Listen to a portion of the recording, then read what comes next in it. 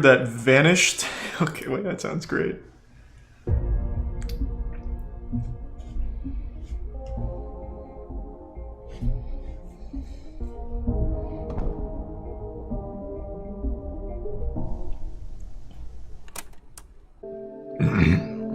The variety of daily users from all walks of life congregating on one single public forum has created a sense of community that's nearly unmatched in the current online landscape. Because of this, the website's given us the ability to look into our fellow Redditors' post histories, giving us a small peek into the lives they live. Oftentimes, these are mostly mundane.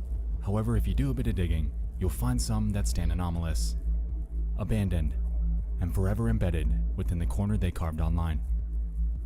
That's deep. In 2017, that's deep. A user named Flip made a post explaining that they're eager to try out a drug by the name of toThe. While the initial response was greatly against it, Flip ignored I have no idea what that is. What the fuck is that? Creating disturbing update comments and leaving behind baffled onlookers that feared the worst had happened to them. This is the story of Flip. If it's bath salts, then he probably just went to Florida. He probably took that shit and then immediately went to Florida to get more. I solved the case right away. On the night of April 17th of 2017, Flip would jump in with the simple question. Finally got my hands on some toThe.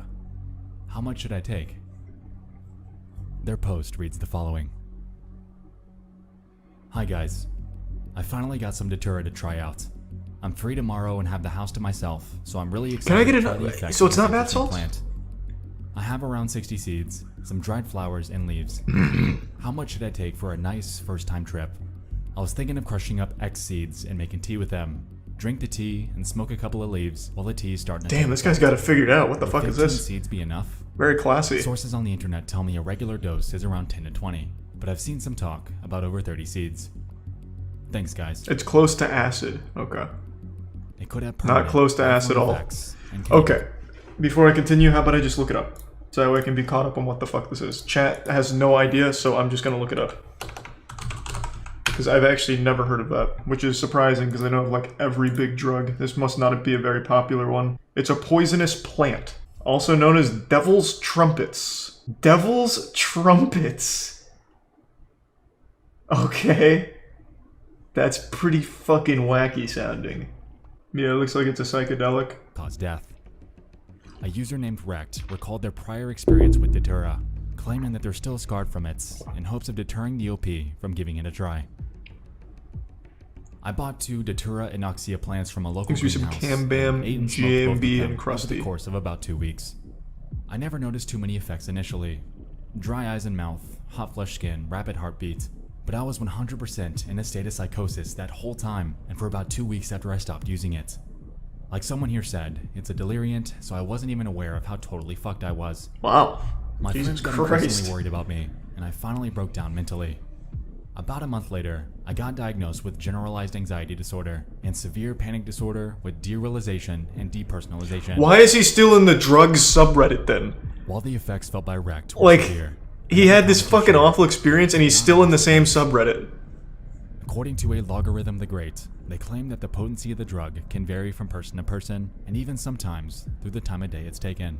Just to give advice? I guess, maybe. After reading this, I went forth and cross-checked their claim with a psychedelic education resource named thethirdwave.co and found that while the time of day assertion isn't substantiated, toThe's so-called fatal dose ranges pretty widely. According to this guide, he's a tier 1 frazzled and resubs collect. 100 milligrams of dry seeds have been known to kill, while others have taken substantially more than that and lived. Considering how heavily any drug's effects can vary from person to person, this declaration isn't that surprising. However, it is noteworthy. Sorry to hear that, Soul Leader. So, oh, maybe Pierre should Flip take? Thanks to the bits, Mike and Crab. Exactly 0. None. I hope this is a shitpost. Good luck and report back, please. Best effects will be achieved by doing none of it, I believe. Throw that fucking hell in the garbage. Wow, this is actually a pretty supportive subreddit. Unanimous. Let's see how they took it. Huh, not bad. Update. We did it, Reddit. I've crushed some seeds, around 15 to 16, in my mortar and put them in a glass of water. I've added some lemon juice and sugar to mask the taste. I'll just have to roll my joint with the datura leaves and I'll be set to go. I've decided I'll be sipping on the tea and slowly smoking the leaves until I feel the effect is strong enough. After this, commenters were questioning why they'd subject themselves to such a dangerous substance. They were wished good luck and were given advice for the phenomenon that they were about to experience. For Flip and Flop, it was the point of no return. The train left the station, and they were on a one-way track to the inevitable consequences. Turns out, transcended. Became this ascendant being. He can now shoot lightning bolts from his dick or something. He is Datura now. That commenters were tuned in. Thanks for the gifts of Mike. Everyone knew what was about to happen. However, hope for the best remained abundant. Remind me posts, well wishes, and questions on an update flooded the space. And, at least in that moment, Thanks for the gifts of Bailey. all eyes were on the OP. 5:55 in the morning. Never even heard of that, Sentient. April 18th of 2017. Thanks for Prime Max. I give you the 10 though, Sentient. How normal again stopped now. Oh, this is definitely like a shit post.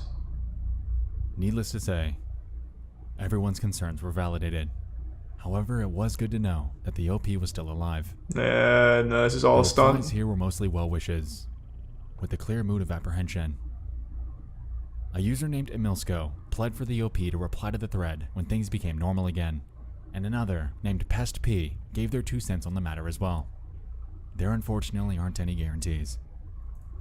This feels very fake now. 5 I'll let it to 8 ride, in the though. evening. Nearly exactly 12 hours later.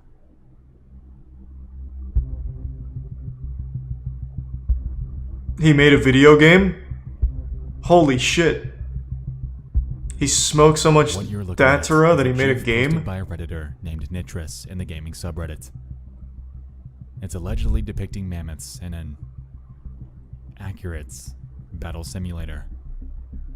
Yeah, they nailed that one. Well, I mean, that's So why are we here? that's the joke. Well, Okay. because someone we know very well by this point made their way to this space Exhibits specifically. cuddle. Please, these big Jesus, dogs are Soul fighting. Eater. Nah, okay. Holy shit. It appears to me that Flip and Flop's trying to claim that, please, these big dogs are fighting, not okay. With the big dogs, of course, being their interpretation of the mammoths in that GIF. If I'm It's being awful, honest, Soul Eater. it's safe to say that Flip and Flop's Doing discovery alright, of this Solaris. post likely didn't do them any favors. Depictions of an animal quite literally launching another one in the air while under the influence of something as unpredictable as datura would probably mess me up pretty badly. I don't really believe any of this anymore. This just seems like a Redditor doing a Flip and Flop stunt. would never return. Their thread continued to rack up comments pleading for any sort of update. However, through all of this, fear remained abundant that the worst had happened. How does this go on for so much longer? How do you get like a conclusive answer to this?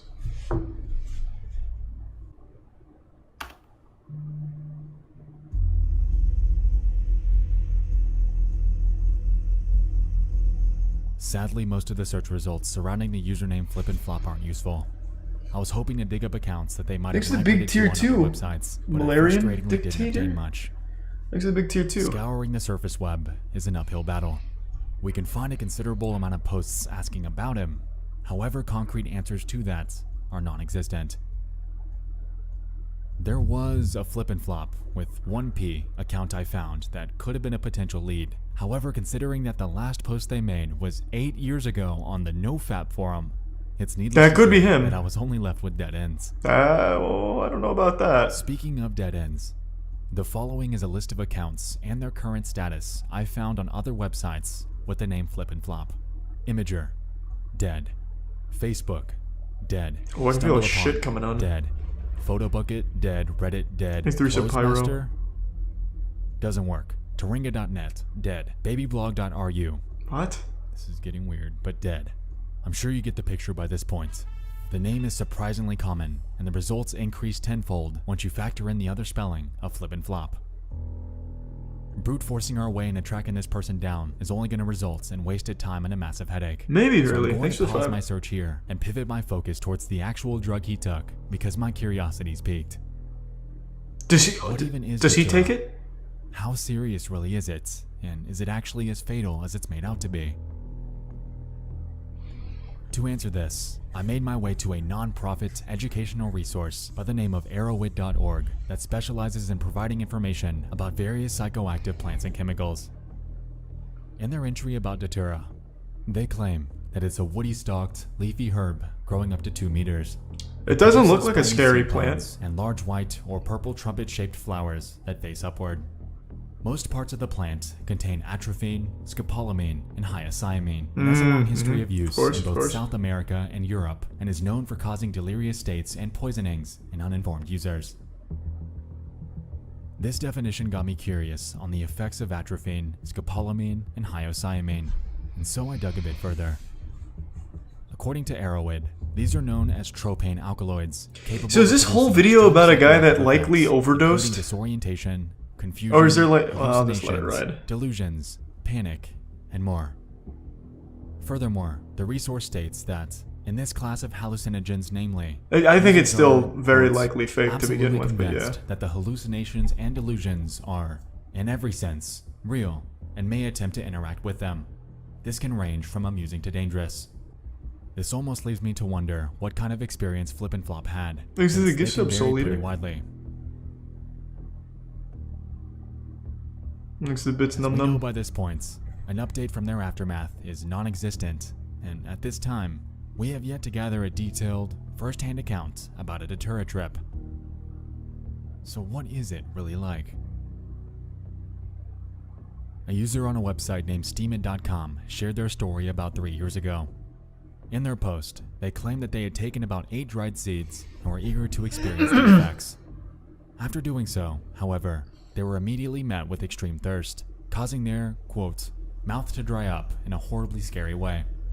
The dose in which you get active effects is extremely close to the amount needed for a fatal overdose. Following this, they share Kinsama's in detail prison? God damn what it. it was they went through. After about an hour, I felt a weird mix of euphoria and dysphoria. It had a bizarre sense of fun to it, as reality and imagination blended to form one. It gave me a very trippy feeling, which was at the time chilling and scary. After quite a long time, maybe 2 hours, I felt poisoned as I can't remember how I acted or how I perceived the world. I'm not really into this one, man. If there's only 2 posts to go off of, there's no conclusive answer. Everything felt surreal, and I definitely had some weird More just like a hallucinations, warning which against at it. the time felt realistic and normal. Then the creature became outrageous. Is that how it ends? It almost seemed like too perfect of a storm. Like the perfect storm, about the fatal dose being incredibly close to the one in which you feel the effects, combined with the possibility that Flip and Flop didn't have anyone with him Thanks, to make sure Resub he was Dog. okay. It all seemed like the perfect storm of what not to do when trying out a substance for the first time. As a matter of fact, in some ways, it almost seemed... Here, I'll give you a hint. Yeah, let me hear the hint. The profile was created on April 17th, the very same day that their one and only post was made. Being entrenched in the world of internet mysteries, observations like this stand out to me like a sore thumb. It appears to me that this account was made for the sole reason of discussing their story about trying Datura. While, sure, they potentially could be separating this from their personal accounts and life due to the taboo nature of something like this, it unfortunately discounts the validity of their entire account. Furthermore, Oh, he fact gets that the they same used a conclusion. profile for this post explains the lack of other social media or forum handles with the name Flip and Flop existing online. Without any sort of hint at their location, their main account, or their interests, tracking down the actual person and cross-checking a potential case record is impossible. Now, don't get me wrong here. While I'm entertaining the idea that this could be fabricated, the sequence of events that took place lend credence to this being real. What? If we look at the post, it was made at 5:21 p.m. Central on April 17th of 2017. Over the course of the next 26 minutes, Flip and Flop would go from asking about trying it to having it prepared. if we're considering the potential that their mind was made up on... It's not a very interesting story, to be honest. It's a Redditor made one post, and then there's 2 posts to follow it up. I'm not real into that one. To me, that sounds more like a classic Reddit shitpost thing than like a genuine overdose. But even if it was, it's still a very unsatisfying story to follow, since you'll never know, and there's no evidence to point to any cult, and it's shorter anyway, so this will be a good taste of the channel anyway.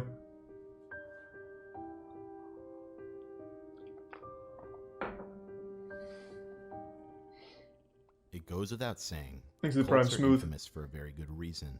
They are known to indoctrinate people, manipulate them, Mm-hmm. and use them as a collective for the goals of an individual cult leader or a harmful belief system. In many cases, they target individuals that are very Thanks to the 5 gift subs, vulnerable, Gaming because they're Legacy. generally more For likely sub to Nuke look and for Ghostly. leadership. Desperate people tend to look for desperate answers and tend to not use their better judgment. Take, for instance, the story of the miracle mineral supplement that claimed to cure just about anything. Hey, I from remember that. autism.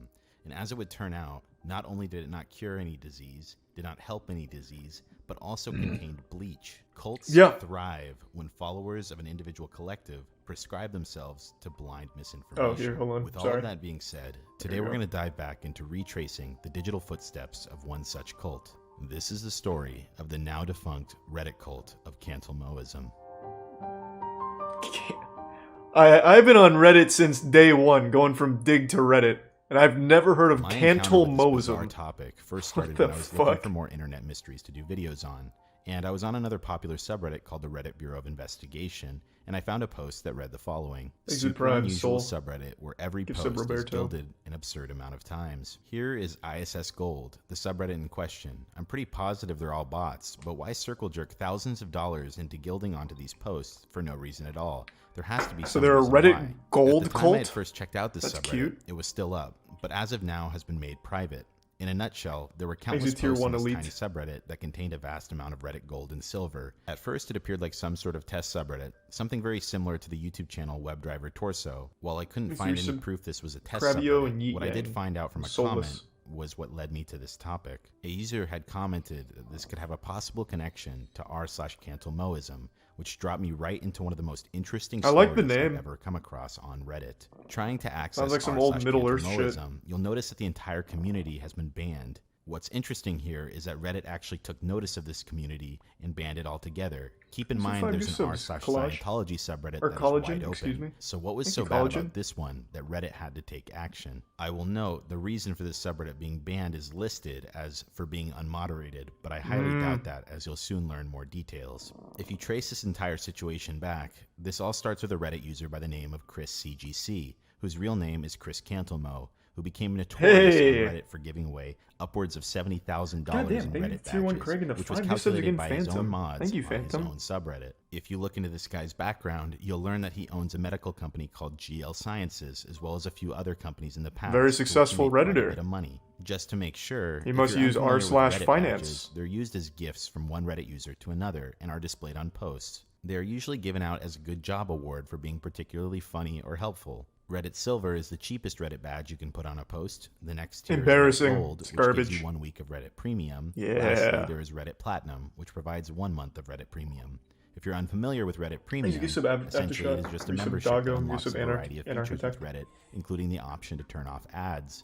Prime Moving Loan. back to Chris CGC, he became well known, as I said, for randomly gilding posts on the r teenagers and r/dank memes subreddit.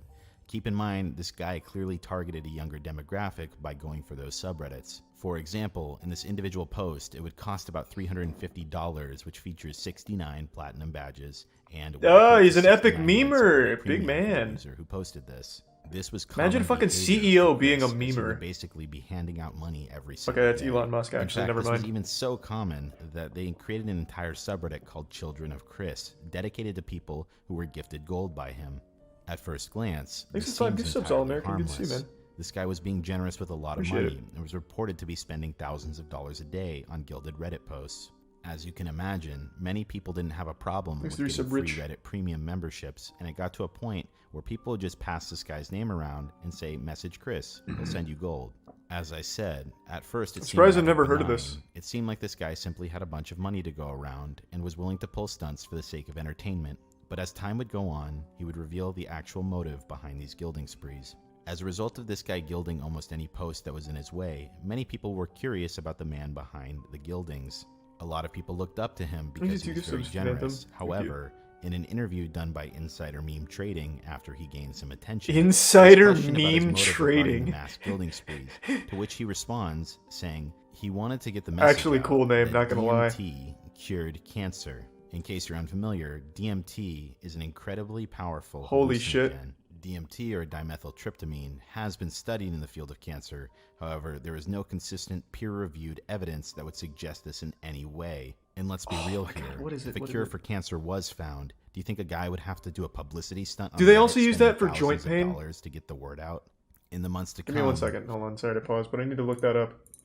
DMT. They also use that for joint pain, don't they? Let me see.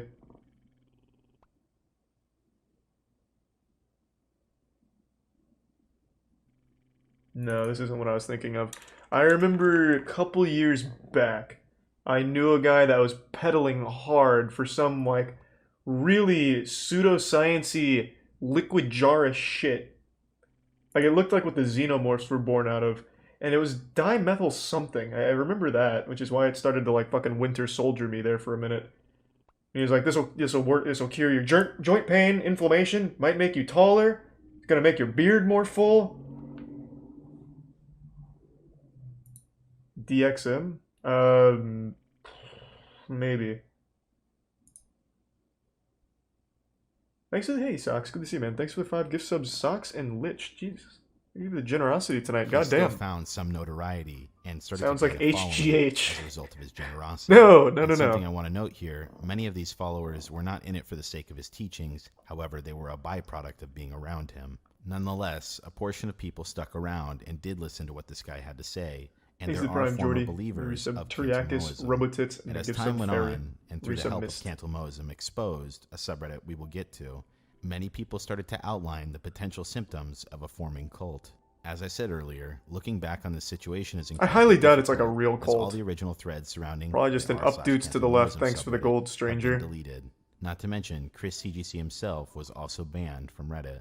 In fact, Chris has been banned more than once. People collectively created a comprehensive list of alternate accounts that Chris was creating, and most of them are banned. What remains is a subreddit called Cantilmoism Exposed, in which we get a full understanding of the situation. The sidebar of this individual subreddit reads the following. Cantilmoism is a cult of personalities centered around Chris Cantilmo, who came to prominence on Reddit through his mass gilding sprees. The cult espouses a form of psychedelic New Age pseudoscience, ranging from innocuous beliefs to dangerous self-harm. Oh, okay. Members of r/teenagers for recruitment. We are here to aggregate information about Cantilmoism and help people make informed decisions to avoid further recruitment. Among the pinned threads in the subreddit, we find one called Outline of Initial Concerns with Cantilmoism. Here we learn quite a bit about this whole fiasco. The thread reads the following.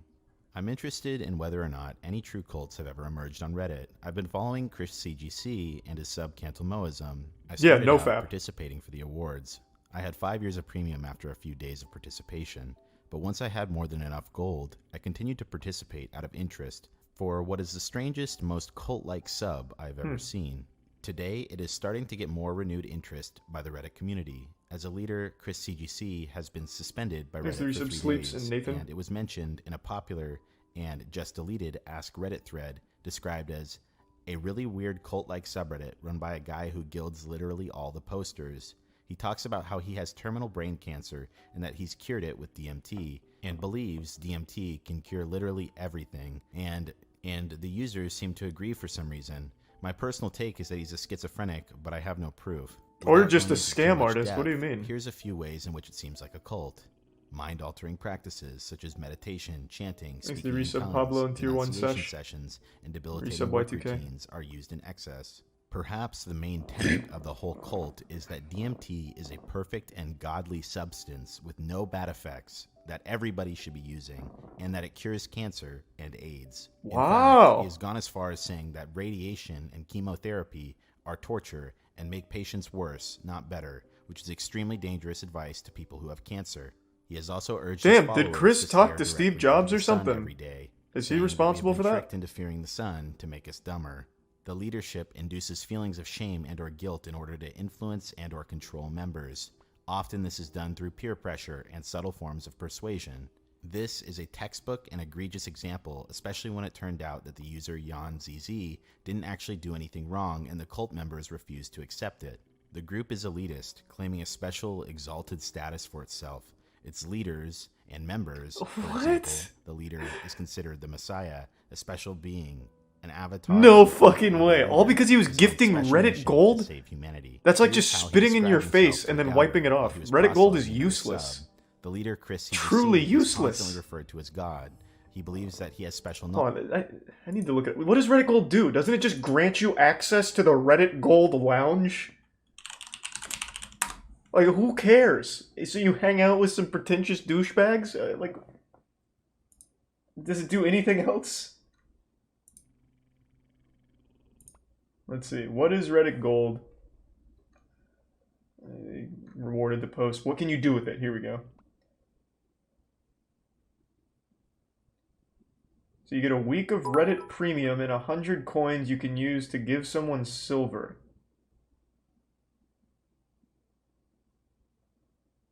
Is there ads on Reddit? I can't say I've perused the internet without an ad block in years. Is that like a big draw? Like you don't get ads? For a week?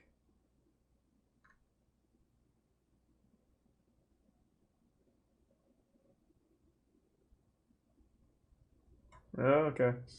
It seems like an awfully large thing to say that the guy who gives you Reddit gold is the Messiah. Jesus. Thanks to the Prime Poison. Thanks to the Resubble Kami. Of the spirit world and wants to use the knowledge for the express goal of world peace. The group is also preoccupied with bringing in new members. Monetary rewards are gifted with participating in the sub. The group is preoccupied with money. He spends thousands of dollars a day gilding members with Reddit money, and he also is increasingly paying members real money and offering to pay for their plane rides to That's a visit great him. deal. Wait, he's just In giving total, away money? He spent over $100,000 recruiting followers with a main focus on Yeah, just fucking pretend to call him the Messiah. Who cares? Free cash from a weirdo. Outrageous things he has said, but I think that thankfully most of these are not taken completely seriously by his followers. His most devoted followers definitely still believe him, though. AC It Tier 1 seems like just Reddit did is stuff starting to with catch Prime. on and get worried. As No his 7 account was and just Resub Otis. suspended for 3 days for telling people to call me or visit me to experience DMT as anti-cancer treatment. He encourages schizophrenia and believes that it's caused by excess DMT and that hallucinations are completely real. As the poster of this thread starts to update it, he goes into one of the podcast episodes that have now been deleted. Edit 3. I just listened to Chris' most recent podcast episode, and I can finally understand what people see in him as a leader and why his followers seem to love him. I'm almost convinced that he's an amazing and insane human being. Either that makes him less threatening because he's not the type of person to start a dangerous cult, or more threatening because he is the type of person that could convince enough people to pull it off. The first half is just a normal conversation, which establishes trust in him before he transitioned to the crazier second half. We learn how Chris befriends the homeless and lets them come into his house whenever they want to. That's kind of nice, though. He wishes he had enough space to let thousands of them sleep in his backyard. What? He does have over an acre. Maybe this guy is the Messiah. Enough to start a commune/cult on a smaller scale. Then, in the second half, he starts talking about DMT, albeit in a far less insane way. That monkey in the Prime King Joe. He then makes some apocalyptic prophecies that he previously talked about on Reddit. He talks about things such as a recession worse than the Great Depression being imminent and World War III between US, Iran, and Israel being imminent as well. However, he does say that those two things will actually be good for everyone except the rich. Next, he tells us what his ideal society looks like. He wants something beyond communism, where money is made illegal. It's not too big of a stretch to say that he might consider implementing such a society on a smaller scale. Money if is he gains illegal. Enough devoted followers. Lastly, he talks about suicide. At first, he said he thinks the people who commit suicide go to a better place. Oh, wow. And are better off. Holy shit. This is obviously a very scary idea when you look at how common mass suicide is in cults. He seems to be aware of this as he quickly changes his tune to say that he really thinks that people who commit suicide have to start their life all over again, which would be boring. Overall, there are some Jonestown vibes, but mostly he just seems like an extremely moral, charitable, and crazy person His followers fall in love with him for his morality Didn't and pop up for charity, me, Kaiser. missing Well, out thank on you the then if you crazy did, man. side, and that's where I think the danger lies. Alright, now, as I said previously, many of the links are dead. However, going over to his website, we can in fact see many of the claims and the beliefs held by this guy, and they still stand Monster in the Shark and discovery Gonna Barf section in the of the Prime website. Chronic. While it might be insane to think that many people even remotely entertain this guy, he made examples out of a few of his devoted followers. Jonestown is one of the most wild stories, in some cases up to $15,000. Whoa. As a result, many people sucked up to him in hopes of financial gain. But at the time, Reddit turned a blind eye as they were getting paid through the nose by this guy. I personally believe, as well as many other people, that most of his so-called followers were just in it for the sake of money. And when there stopped being handouts on a daily basis, almost all of his followers started to turn on him for not providing evidence of his claims. At first, some people were willing to be patient since Chris had never provided any proof towards his claims regarding DMT. He came from a scientific background and would constantly post about his upcoming research being published. However, that obviously... Wait, is this happened. Chris? This guy doesn't look like a dank memer at all.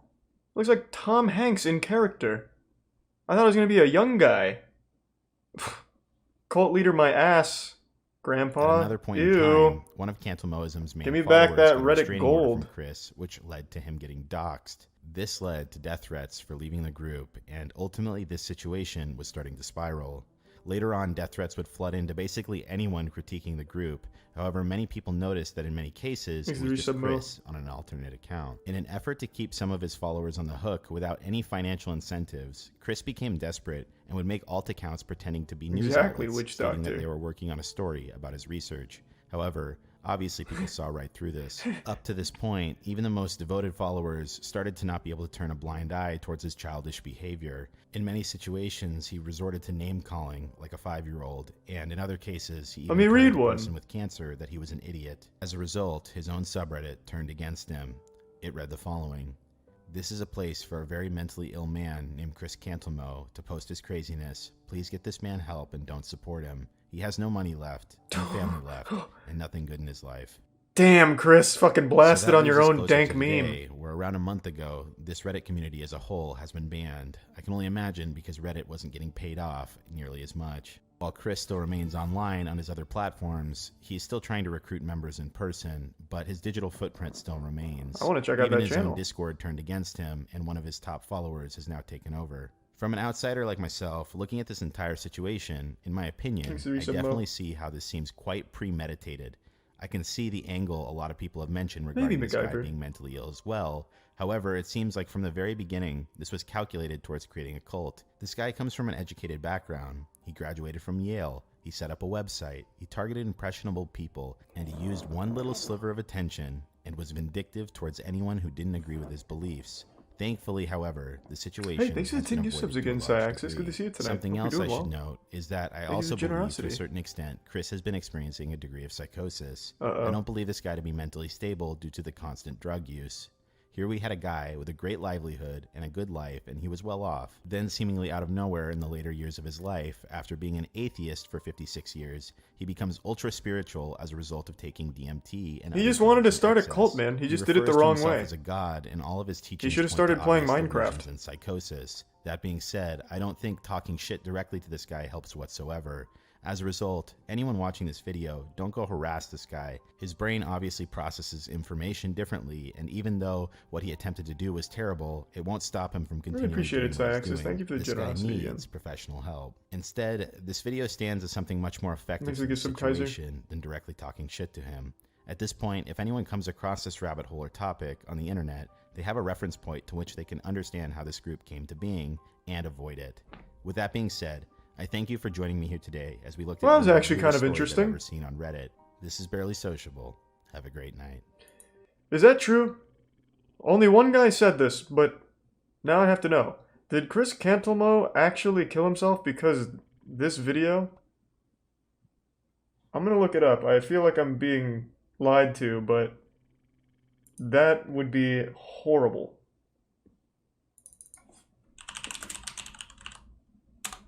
Let's see.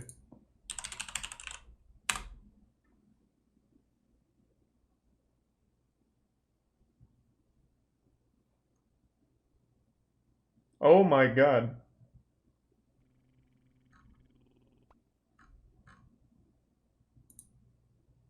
Wait, that's real.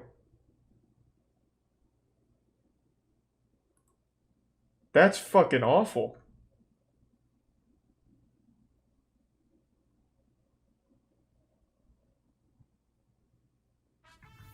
Jesus Christ.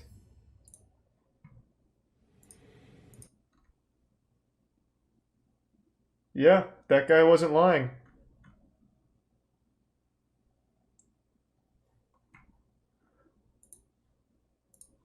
Wow. Well, that XQC watched it. I'll watch it. I actually really like the DB Cooper story, and I haven't seen this one yet.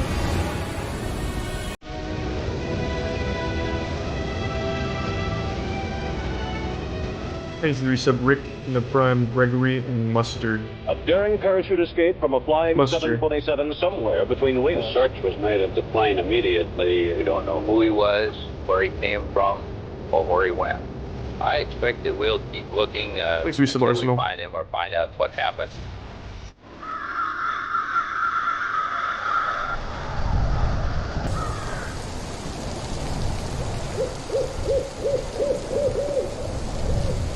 I love the idea that a YouTuber, like, actually solves one of these things. I'm assuming he doesn't, right?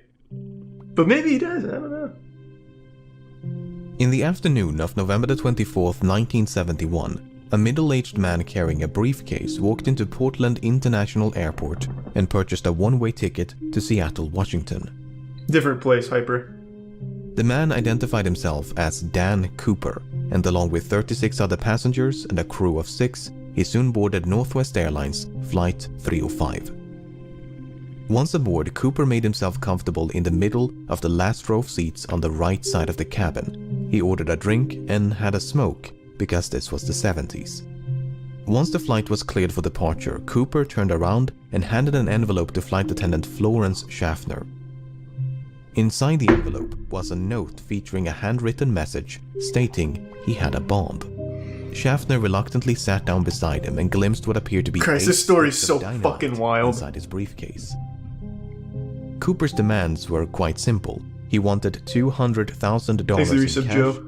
and 4 parachutes. Thank He you, also Bear. demanded a fuel truck to stand ready to refuel the aircraft once they landed in Seattle. Should they fail to comply with his demands, he threatened to, quote, do the job. Once the flight was airborne, Schaffner went to inform the cockpit crew, while another This was in, flight like, the attendant by name of 60s, so Tina Mucklow 200K remained back by then was Cooper's nuts. side.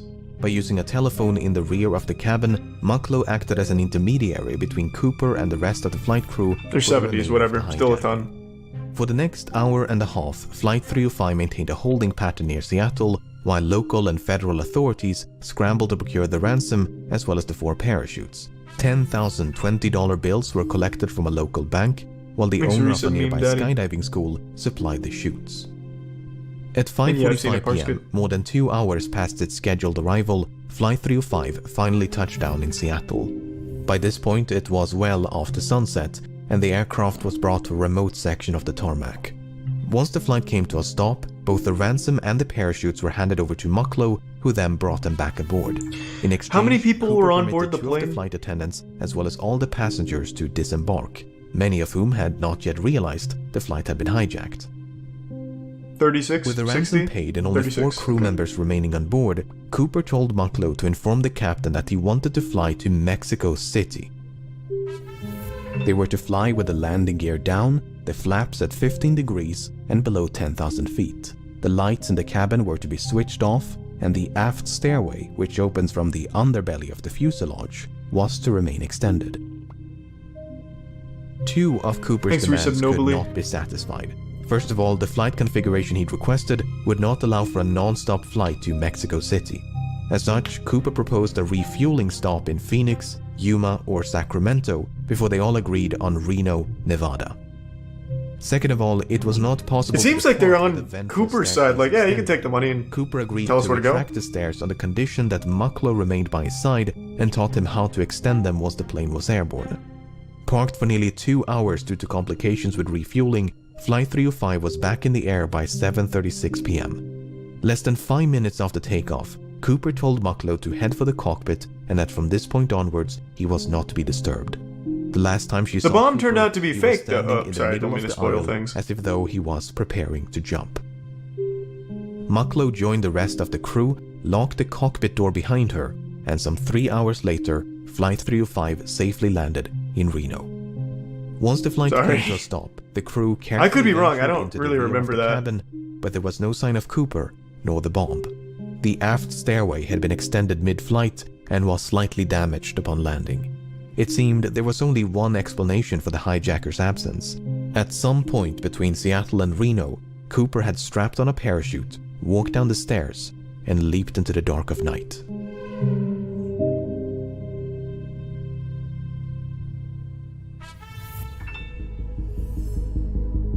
Thanks, Resub beat on. I'm not sure, Bear. As soon as it became clear that Cooper was no longer on board, dozens of FBI agents converged upon the aircraft, only to discover a disappointing amount of physical evidence. A black clip-on tie, 8 cigarette butts, and 2 of the 4 parachutes were all that Cooper left behind. Evidently, he'd brought the ransom and briefcase along with him. In interviews conducted on the night of the hijacking, Cooper was described by the crew and passengers as a white male with brown eyes and dark hair. He appeared to be in his mid-40s and wore a dark trench coat, a dark suit, a white shirt, a black tie, and dark shoes. Soon after boarding, he'd also donned a pair of sunglasses. Based on this description, the FBI produced the first of several composite sketches. Before they could mount a search, however, the FBI had to figure out when Cooper abandoned ship. But that was easier said than done. None of the 4 crew members witnessed Cooper jumping from the plane, nor did the pilots of 2 fighter jets which escorted the flight between Seattle and Reno. It was not all too surprising given it was the middle of the night. Although the flight crew did report something odd, the last communication with the hijacker occurred at approximately 8:05 p.m. when the crew used the intercom to offer assistance, which Cooper declined. Within the next 10 minutes, the crew experienced what they described as an oscillation or vibration of the aircraft. At the time, the crew suspected it might have been produced by Cooper's jump, and a subsequent recreation of the hijacking supported that conclusion. Okay, so that took care of the when, but what about the where?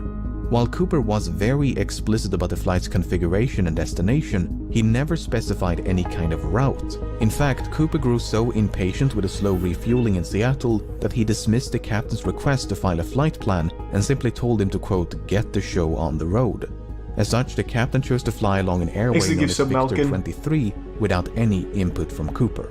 By using Victor 23 as a guide, authorities estimated the most probable location of the flight at the approximated time of the jump was about 40 kilometers north of Portland.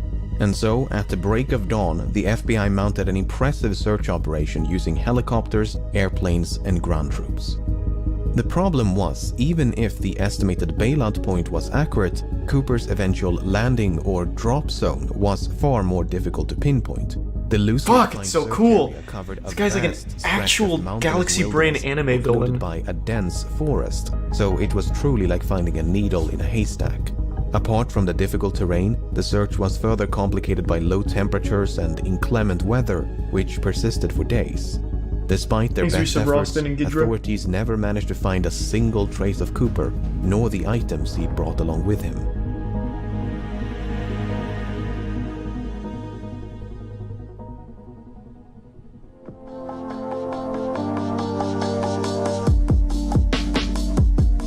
Having made little to no progress by early December, the FBI turned their attention to the $200,000 ransom. The money had been collected from the Seattle First National Bank, which maintained a ransom package of $250,000 just for such an occasion. Because of this, the serial numbers of the $10,020 banknotes given to Cooper had been documented in advance, a complete list of which were quickly made available to financial institutions, government agencies, and the general public. The intention was to make it as difficult as possible for Cooper to spend his money. Northwest Airlines and several newspapers even began to offer rewards to anyone who could find a note with a matching serial number. In spite of these efforts, no one ever did. That is until nearly a decade later. In early 1980, a young boy named Brian Ingram was building a campfire on a small beach in southern Washington. As he was digging into the sand, Ingram discovered 3 bundles of cash totaling $5,880. Having heard about the infamous skyjacking, Ingram's parents brought the severely degraded bundles to the FBI. The notes were promptly inspected, and sure enough, the serial numbers matched those of the ransom. Fuck big fine Brian. Imagine being like an 8-year-old, fucking drinking milk, shitting in your diapers, and finding that. Than it answered. The most significant of which was how? How did the money end up so far away from the drop zone? Looking at this map, it might be tempting to think that Cooper simply dropped some of the money, which then fell into the Lewis River. The bundles could then have been carried further downstream by the Columbia Thanks River to Resub Crones and the finally gifts up being PG. washed ashore at Tina Bar, which is the name of the beach. Tina Mucklow, Tina Bar. Coincidence? Yeah, coincidence. Anyway, the problem with this idea is that the Columbia River flows in the opposite direction. This has led some, including members of the FBI, to re-evaluate initial drop zone assessment. For instance, if the drop zone was much further southeast, close to a river called the Washougal River, it is conceivable, albeit improbable, that the money floated all the way down to Tina Bar. Alternatively, the bundles may have simply landed on the beach if the flight path was further to the west. Even so, natural explanations struggle to explain how 3 independent, potentially free-falling and/or free-floating bundles of cash ended up at the exact same place on the same beach. To complicate matters, sediment from the riverbed was excavated and dumped onto Tina Bar as part of a dredging operation in 1974. And according to one analysis, the money was discovered above this layer of sediment. If true, that would mean the money came to rest at Tina Bar sometime after 1974. What the But fuck? a re-examination of that analysis found that what was believed to be a layer of deposited sediment might actually have been a perfectly natural layer of clay. Not only that, but the sediment was clearly dumped some distance away from where the money was discovered. Furthermore, when Ingram discovered the bundles, the rubber bands which held them together were still intact. This is significant because experiments conducted in 2009 revealed that this brand of rubber bands could not withstand exposure to open air or water for more than a year.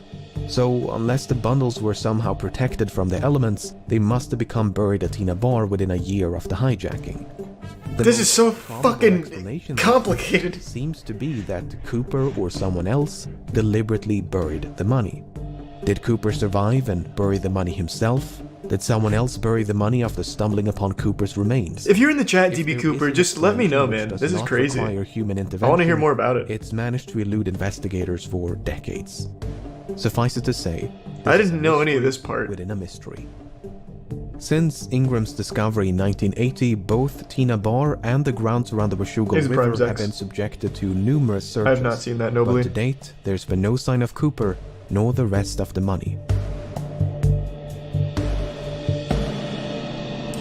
You know, if Cooper was as smart as we think he is, he would have done all of this while having a full beard, and then when he jumped, he would have shaved the beard off. Just From to the add very another beginning, it was layer assumed by of many good that ideas Cooper to did it. not survive his daring escape. It would not make for a very thrilling conclusion to this story, but that's the thing about stories. They're usually far more exciting than reality. While there is no hard evidence for nor against Cooper's survival, the assumption that he fell to his death is not without merit. When Cooper leaped into the darkness, Flight 305 was plowing through a frigid rainstorm at roughly 170 knots.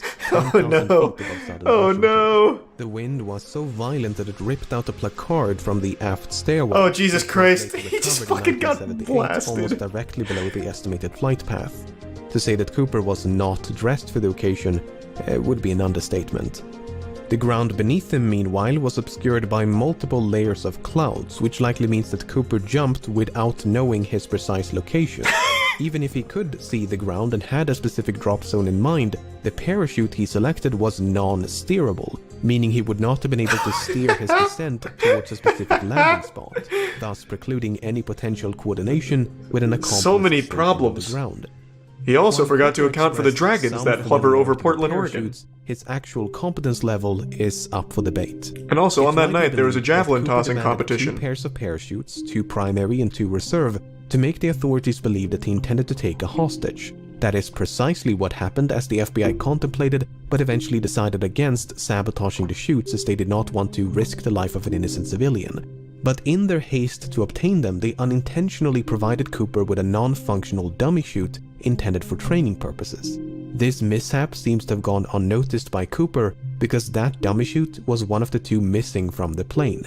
Not only that, but Cooper chose the older and technically inferior parachute out of the 2 primary chutes provided. Nice. So in both cases, it seems like Cooper made the worst possible choice. But there Thanks to are resub other AJ, ways Absolver, to and interpret the gift this sub banana. information. For instance, it's possible that Thanks, Cooper used the Resub dummy canned. chute not as a reserve, but as a means to secure the bag of money. In fact, that is precisely what Cooper tried to do with the functional reserve chute. First, he tried to place the money in the chute's canopy before removing some of the suspension lines and wrap them around the bag. Perhaps he used the dummy chute for a similar purpose. And Cooper's decision to use the older primary chute is not necessarily an indication of inexperience. It could also be a sign of familiarity because the chute he left behind was a civilian luxury chute, while the one he used was a military chute. The argument is that Cooper might have been trained as, say, a paratrooper, and chose the older military chute because that's the one with which he was most familiar. I'm starting to doubt it. One other I don't reason think to so. suspect that Cooper had a military You could have background. given him a giant While the pair flight of was in a pants and he holding probably would have pattern in jumped off Seattle, holding them. Cooper mentioned that the I think he's McCord dumb as Air fuck Force now. Base was only 20 minutes away from the Seattle-Tacoma airport. At the time, that was an accurate assessment and might suggest a military background. Apart from the potential military connections, Cooper may even have had links to the Central Intelligence Agency. I doubt You it. see, the type of aircraft which He was Cooper probably chose like to a Redditor hijack, before a Reddit Boeing existed. 727, was also used by the CIA to covertly drop agents and supplies during the Vietnam War. A task for which the Boeing 727 was uniquely qualified due to its distinctive aft stairway. So it's fairly safe to assume that Cooper chose to hijack a Boeing 727 specifically because it provided a relatively safe means of escape. Whether he learned of this from the CIA or came to that conclusion Thanks, DBC. independently is Never another sub question. Sugar Daddy. However, the fact that Cooper chose to hijack a flight operated by Northwest Airlines was apparently random chance. When Tina Mucklow asked Cooper about his motives, he responded, "It's not because I have a grudge towards your airline, it's just because I have a grudge." Oh, that's kind of Further fucking clarified cool. That Flight 305 Woo. just happened to be in the right place at the You're right not trapped time. in here with me. Even so, I'm trapped it's in here with clear that frigid Cooper weather came temperatures and a prepared. bad plan. He seemed to know a great deal about aircraft and aviation. He appeared to be familiar with the local terrain. He maintained a low profile to avoid a panic. He covered his eyes with a pair of glasses to conceal his identity. He left very little evidence behind, and he demanded 4 parachutes to force the assumption that he was taking a hostage. He was even cunning enough to reclaim the note which he'd initially given to Florence Schaffner. Apart from the name he wrote on his plane ticket, there are no other samples of Cooper's handwriting. But for all his planning and cunning, it seems Cooper did not give enough thought to his eventual escape. Not Yeah, the only most did he important fail to part. specify a route, but he was forced to I make did a it. last-minute destination Now I'll just change kill from myself Mexico out here, I City guess. to Reno. He could have demanded more appropriate parachuting equipment like a pair of boots, a helmet, or jumpsuit. He could even have specified the ransom to be delivered in larger denominations to make it lighter and less cumbersome to carry. Thanks to Tier 1, Assuming Joe. he did survive the fall and made it safely to the ground, he may then have had to make his way through a dense, partially snow-covered forest in nothing but loafers and a trench coat in late November. I get the distinct impression that Cooper's escape was much more of a leap of faith than a carefully executed jump. On the other hand, authorities never received a I love missing the persons animation report he in has here matching with the it too. He description looks of like he's Cooper really fucking in the struggling wake of the falling out. hijacking. This might suggest that Cooper did survive and that he swiftly and quietly resumed his normal routine. Furthermore, other hijackers have performed similar stunts, and many of them did survive even if they were quickly apprehended. Finally, the simplest explanation for how 3 bundles of cash ended up at Tina Bar is human intervention. At the end of the day, most of this is based on nothing but supposition. Without any concrete evidence of Cooper's demise, it leaves the door wide open to the far more exciting proposition that he did, in fact, survive. Nah, I've now been convinced that he's a fucking idiot. There's no chance. This man By dove time off in the middle of the press got night wind of the hijacking, in the FBI worst had possible already conditions. He begun should have. investigating It's like he jumped into a potential volcano. suspects. Among them was He would have had a man higher in chance of Portland surviving with that. Initials DB and surname Cooper. This Cooper was quickly eliminated as a suspect, but due to a mix-up by the press, the name Dan Cooper was confused for DB Cooper, and the rest is history. While Dan Cooper is most likely a pseudonym, there is a comic book series of the same name. The comic is written in French and centers around a Canadian pilot named Dan Cooper. While the comic was not translated into English nor sold in the United States before 1971, it was available in Canada, which has a large French-speaking population. Given that American and Canadian accents can be difficult to distinguish, it's possible that Cooper, who was described as having no discernible accent, was a bilingual Canadian. This might even be supported by something that Cooper might have said. You see, when the captain relayed Cooper's demands to air traffic control, he used the phrase negotiable American currency. It seems doubtful that an American citizen would specify American currency, so perhaps Cooper was not American. The problem is, we don't know if this is a direct quote from Cooper or paraphrasing by the captain. For instance, notes taken by the crew during the hijacking merely contain the phrase negotiable currency, while testimonies provided by the crew after the hijacking include phrases like $200,000 in cash and circulated US currency. So Cooper might have been Canadian. And I think Cooper might have been an alien. Dan Cooper At this point, he could be anything, anyone.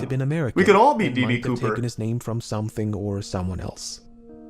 Nearly half a century has gone by since the hijacking took place, and in that time, thousands of suspects have been questioned and investigated. It would obviously be impossible to cover all of them here, but let's take a look at some of the people that at some point or another have been suspected of being DB Cooper. It's just a picture of my dad. This man loves working on old cars. First became a suspect. He's never parachuted, but we thought it was worth checking out anyway. He seems like a solid candidate. He was a decorated Army paratrooper and helicopter pilot. He had experience with explosives. He had an extensive criminal record. He had an uncle named John Cooper who was an avid skydiver. Whoa. He was expelled from the army only months before the hijacking, which might suggest a motive. After all, the hijacker did say he had a grudge. When confronted by journalists and private investigators, Rackstraw would neither confirm nor outright deny that he was DB Cooper. It's him then. He'd say things like, "I could have been," or "I would not discount myself." Thanks for the On the other hand, hand, Rackstraw had light-colored eyes, which and thanks Cooper not. again. More significantly, Rackstraw was only 28 years of age at the time of the hijacking. This is well outside the range of ages reported by the crew and passengers, most of whom believed Cooper was in his mid-40s.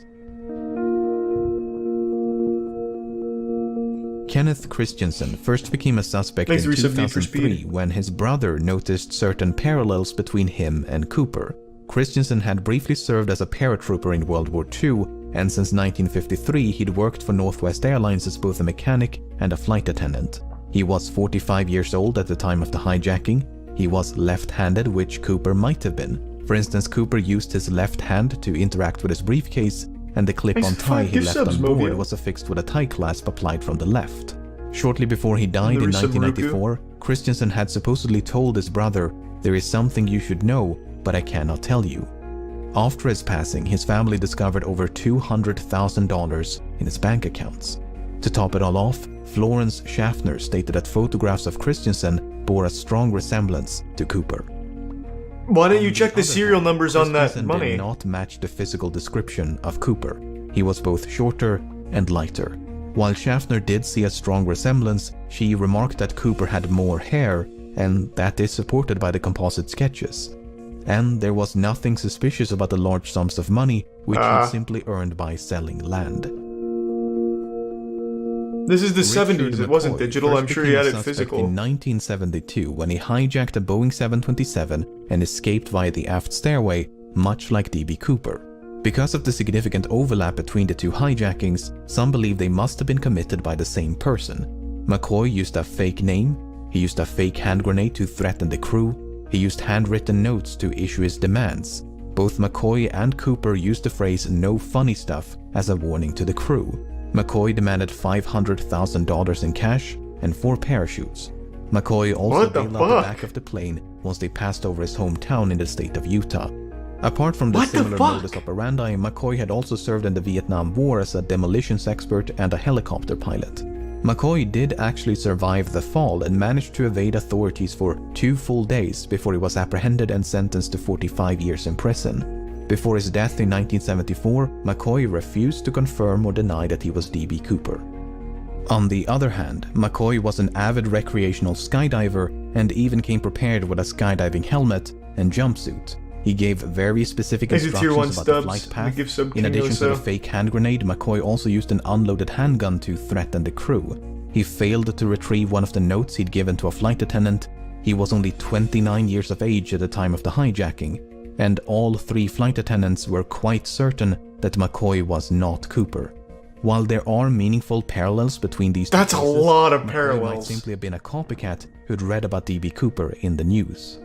That is a lot of fucking parallels, though. Holy shit. Dwayne Weber first became a suspect in 1995 when, shortly before his death, he supposedly told his wife, "I've got a secret to tell you. I am Dan Cooper." Following his deathbed confession, Weber's widow recalled a number of fascinating details. Actually gives some She claims to have found D.B. a Cooper bag himself. tag resembling the one used in the hijacking. She claims Weber had sustained a knee injury after jumping out of a plane. Weber supposedly had a nightmare about leaving his fingerprints on the aft stairs. And a year before the money was discovered at Tina Bar, Weber had allegedly paid a quick visit to the same location. In addition, Weber was a World War II veteran, he had an extensive criminal record, he'd matched the physical description, and he was 47 years old in 1971. On the other hand, Weber's fingerprints did not match any of the prints collected from Flight 305. Although, to be fair, there's no way to know if any of those prints actually belonged to Cooper. Furthermore, Weber's DNA did not match a DNA sample collected from the tie clasp. But once again, there's no way to know if the DNA on the tie clasp actually came from the hijacker and not someone else. What's so frustrating is that the FBI likely had a much better source of DNA at one point. If you recall, 8 cigarette butts were collected from the scene, and there's a good chance they were all suffused with Cooper's DNA. The problem is, that evidence was lost at some point, and has not turned up since. How? What do you do? Shove him up his butthole before jumping off? How did... William Smith first became a suspect in 2018. Smith served in the Navy. I totally forgot about that. And likely had some experience with parachuting. He was 43 years old at the time of the hijacking. He had dark brown eyes. He matched the physical description. He shared a certain likeness with the composite sketches, especially this speculative sketch of an older D.B. Cooper. A student named... That's definitely a drawing from his grandson or something. Attended the same high school. That is just that man. Smith worked as a drawn by his son. For a railroad company for most of his life, but in 1970 the company filed for bankruptcy. As a consequence, Smith lost his pension, which might suggest a motive. He could, for instance, have developed a grudge towards the airline industry for their role in bringing about the downfall of the rail transportation industry. It's further speculated that Smith could have used his knowledge of railroad networks to hop on a train and escape undetected. On the other hand, Smith spent his entire life in the northeastern United States. Given that the hijacking occurred on the other side of the country and was committed by someone who at least appeared to be familiar with the local terrain, Smith is not the most ideal candidate. However, the fact that Smith worked as a yardmaster is interesting. You see, the tie that Cooper left behind was recently examined using an electron microscope, which uncovered various metallic particles. Some of these particles, especially pure titanium, were quite rare in 1971. This might suggest that Cooper worked as a manager at some sort of chemical or metallurgical facility, or possibly a rail yard. I think it's him! The old man! If nothing else, I hope this limited selection of suspects illustrates just how difficult it is to be certain when you have so little evidence to work with. Yeah, that was fucking fascinating. These 5 individuals look nothing alike, yet any one of them could be D.B. Cooper. Was Cooper really in his mid-40s, or did he simply look old for his age? Did Cooper really serve in the military? Yeah, what if they all did it? There was 5 Coopers that kept switching out. In 2016, the FBI had to admit defeat and officially close down the case. Unless someone stumbles upon Cooper's remains or manages to track down the rest of the money, it seems there is little hope of resolution. Did Cooper survive?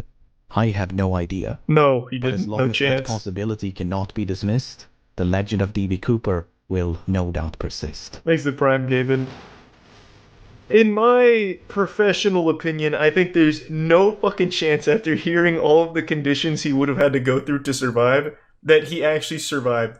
I think what could have fucking happened is he jumped out of the plane and just got split in half and gored by just awful temperatures He probably went through like a fucking swarm of locusts too with everything he was saying was going on at the time. I think there's no chance that man fucking tapped down on the ground. He fucking died mid-flight.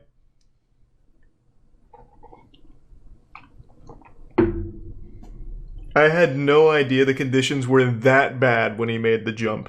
I didn't know half of this shit, actually. I only knew the general overview. Thanks to Prime Blammo. What a great watch. I can't believe I haven't seen that one. I know what Chubby Emu is. Fuck! Is there any new DB Cooper info now? Now I'm so glued. We have so much technology now, we should be able to recreate the entire history of that tie that DB Cooper left behind. We should be able to take that tie, put it in my fucking hard drive, and be able to see the entire manufacturing process and who owned the tie all the way up until it was on the plane.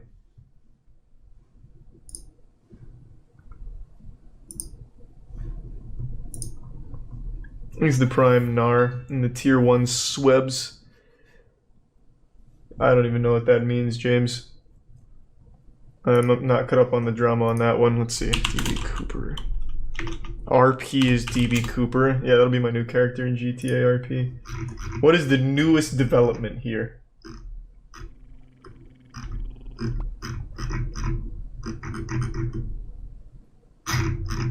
This video was in 2020, so do we have any startling new intel in 2021?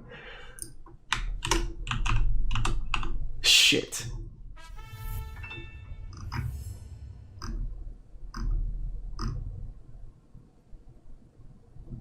Shit.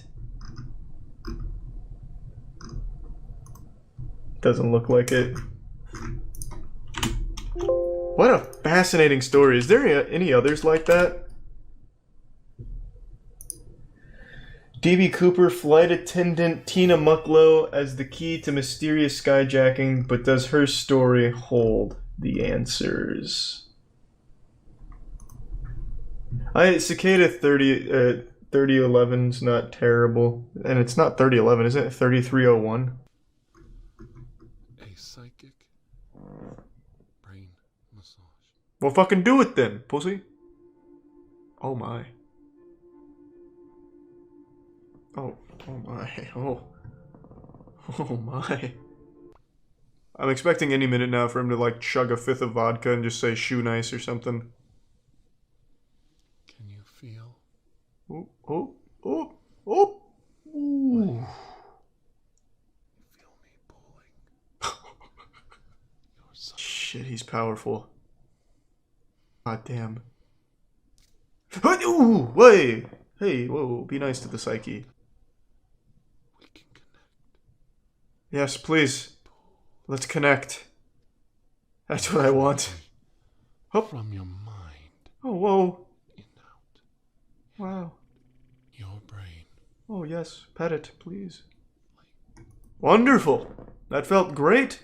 Had the misfortune to handle this incorrectly, you would most certainly have a painful and horrible death.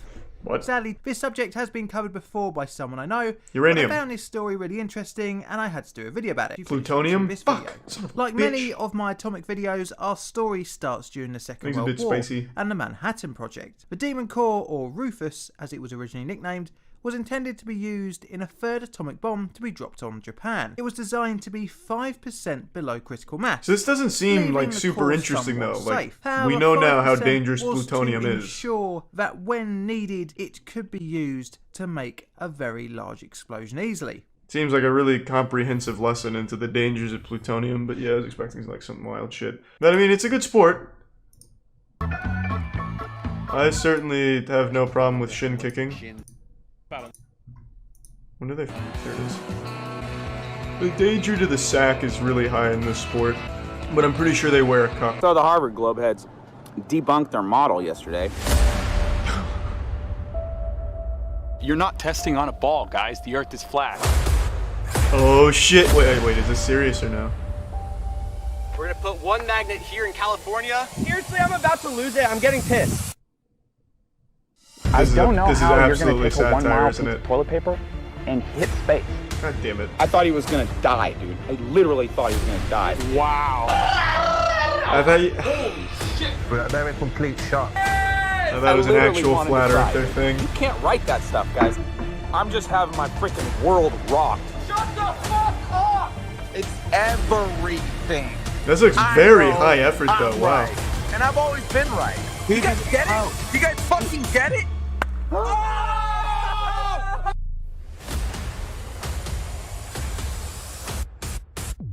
Damn, the amount of effort that seems to have gone into that is wild. It says parody? What, where? Oh, god damn it! Well, I mean, I think it was pretty clear. But, yeah, I should have just seen this right away and not got excited. Saw the Harvard Globe heads.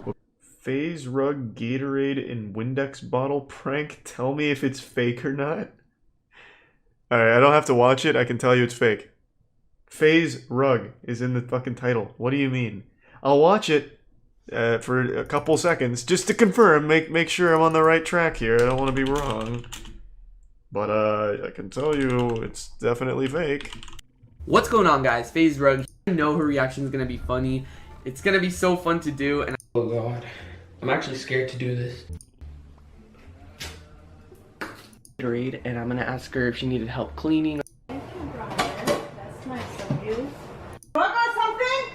Did you really fucking drink him now with that? Come on, you should look. It looks. My mom got so scared. You were on. It's fake. That's probably enough FaZe Rug's content for the whole year, in fact. We just reached the limit. Watch the Glico-Morinaga Incident, Japan's greatest unsolved mystery.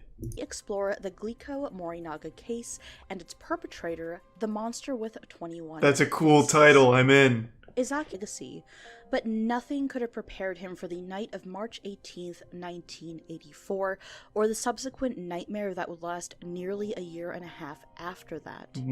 At approximately, the two men first happened upon Mrs. Izaki and one of the couple's 3 children. This is not what I was expecting at all here. Bound. Meanwhile, Katsuhisa, hearing the commotion, tried to remain unnoticed in the nearby bathroom with his 2 other children, but his efforts were ultimately in vain. But wait. A ransom request was made the very next morning, with the unidentified assailants asking for the equivalent of $4.3 million, along with 220 pounds of gold. Damn! A staggering amount for anyone, but one that would ultimately never have to be paid.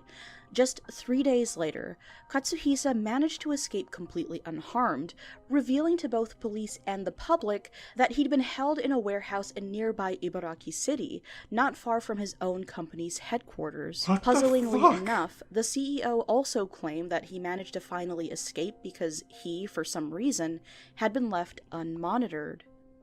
Almost a month after the taking of Katsuhisa Izaki, more bizarre events began to unfold for Glico. On April 10th, a number of vehicles outside the company HQ were inexplicably set on fire in a suspected arson case. What the fuck is going on with Glico? A week later, Jesus, a container they're full of haunted. hydrochloric acid was located in one of Glico's buildings. Both Glico and local Osaka media received letters claiming that cyanide-laced packs of the company's candy would be placed on store shelves.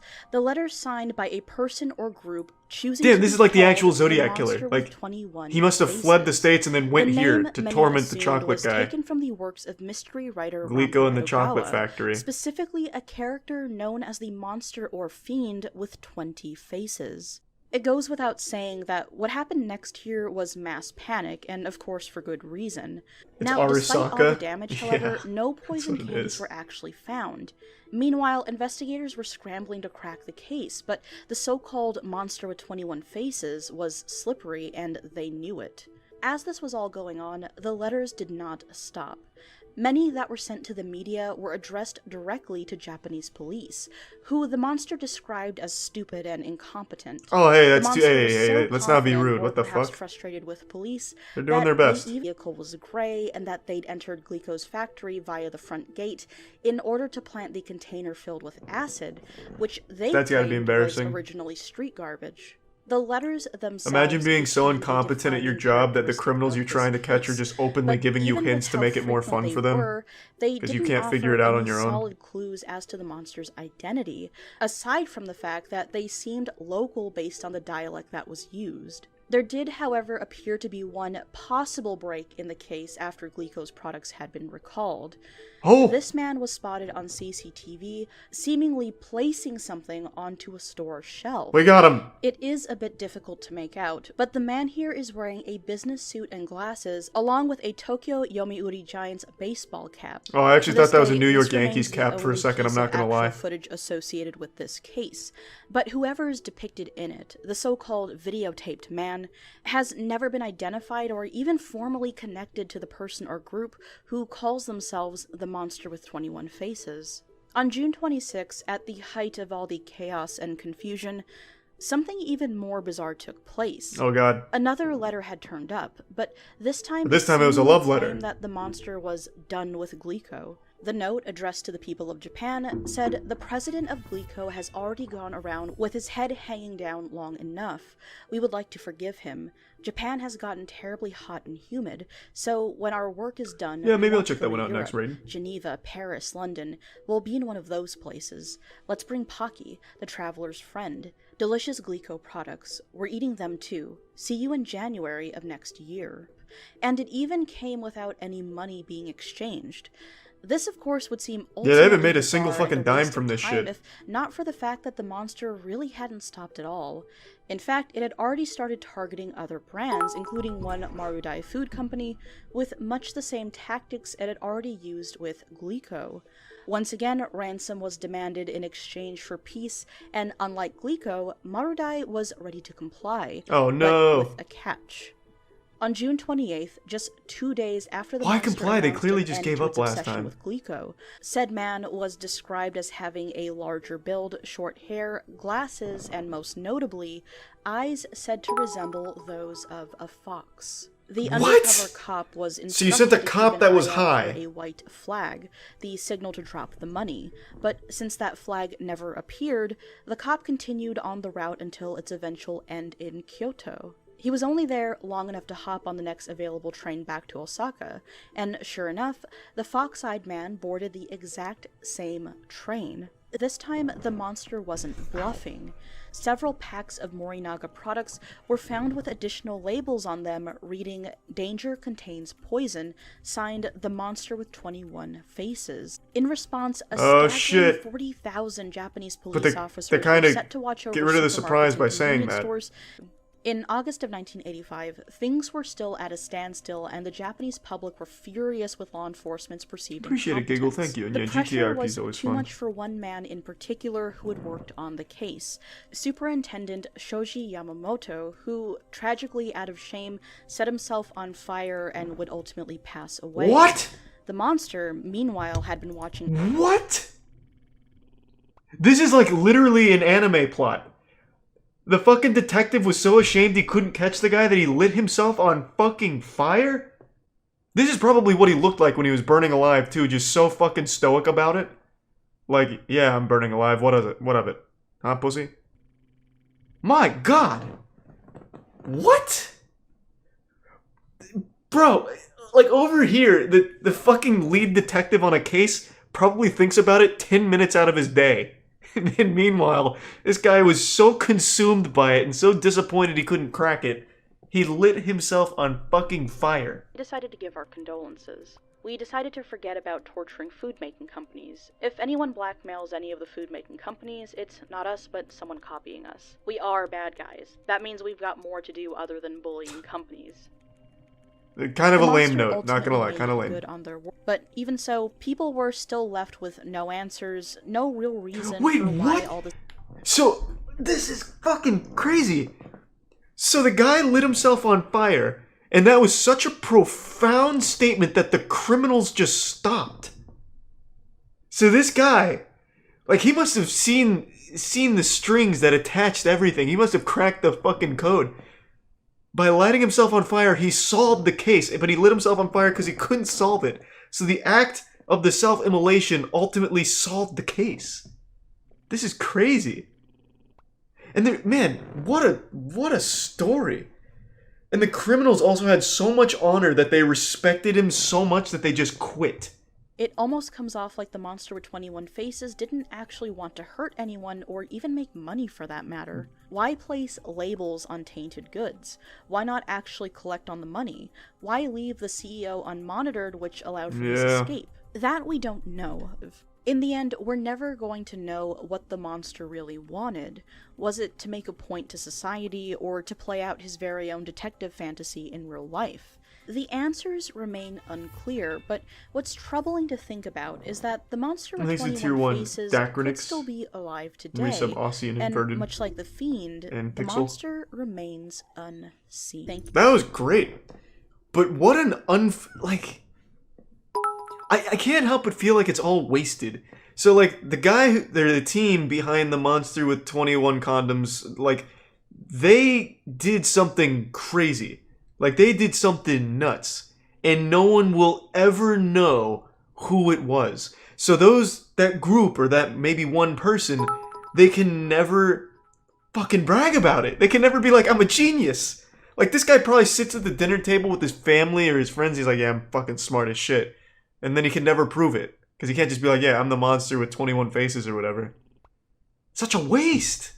You did something nuts and no one will ever know. Except you. You yourself are the only one that will know. One from Nexpo. Let me see if I like the premise. The name sounded so familiar, though.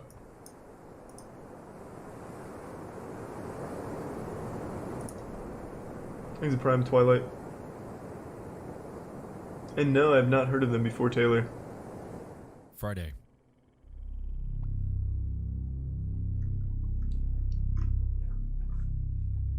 Sleep well, chubby.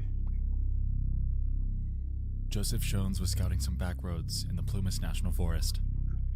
He spent the better part of the day navigating his Volkswagen in hopes of returning with his family the next day. Sure, Rip. No problem. However, due to harsh weather conditions, his venture led to his car becoming stuck around 5:30 p.m.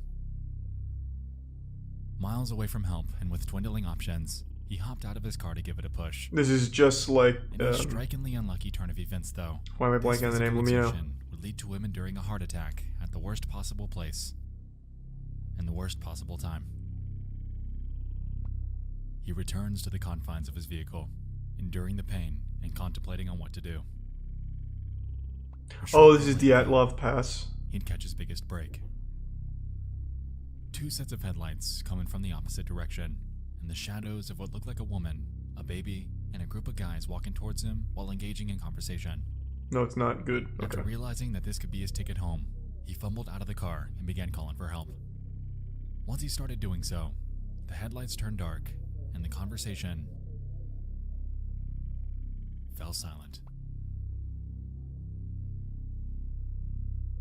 A couple hours later, with his car still running, Shones would encounter another anomaly. Flashlights shining in the far distance. He's the Prime Seraphim. As expected, he'd jump out once more, vehemently pleading for one of them to notice him. However, this too felt unsuccessful. Another couple of hours pass, and Shones' car runs out of gas. Fortunately, though, by this point, he'd felt well enough to exit his vehicle and begin a trek up the road towards a lodge roughly 8 miles away. Exhibits Chomsky. It was on this walk when he'd witnessed a 1969 Mercury Montego with no passengers inside.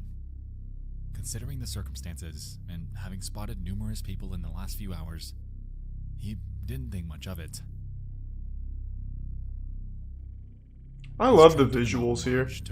I love this style. And there, he was able to obtain medical treatment and much needed help to get his car out of there. What he failed to realize, however, was the fact that on this journey, he passed the vehicle of 5 men that would soon become enveloped in one of the strangest unexplained mysteries. There's a Prime Sporksy, the resub Franco.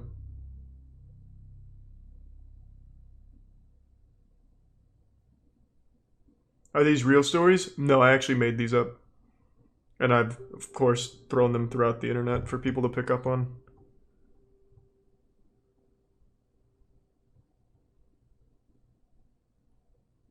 Sleep well, Dead Inside. February 24th.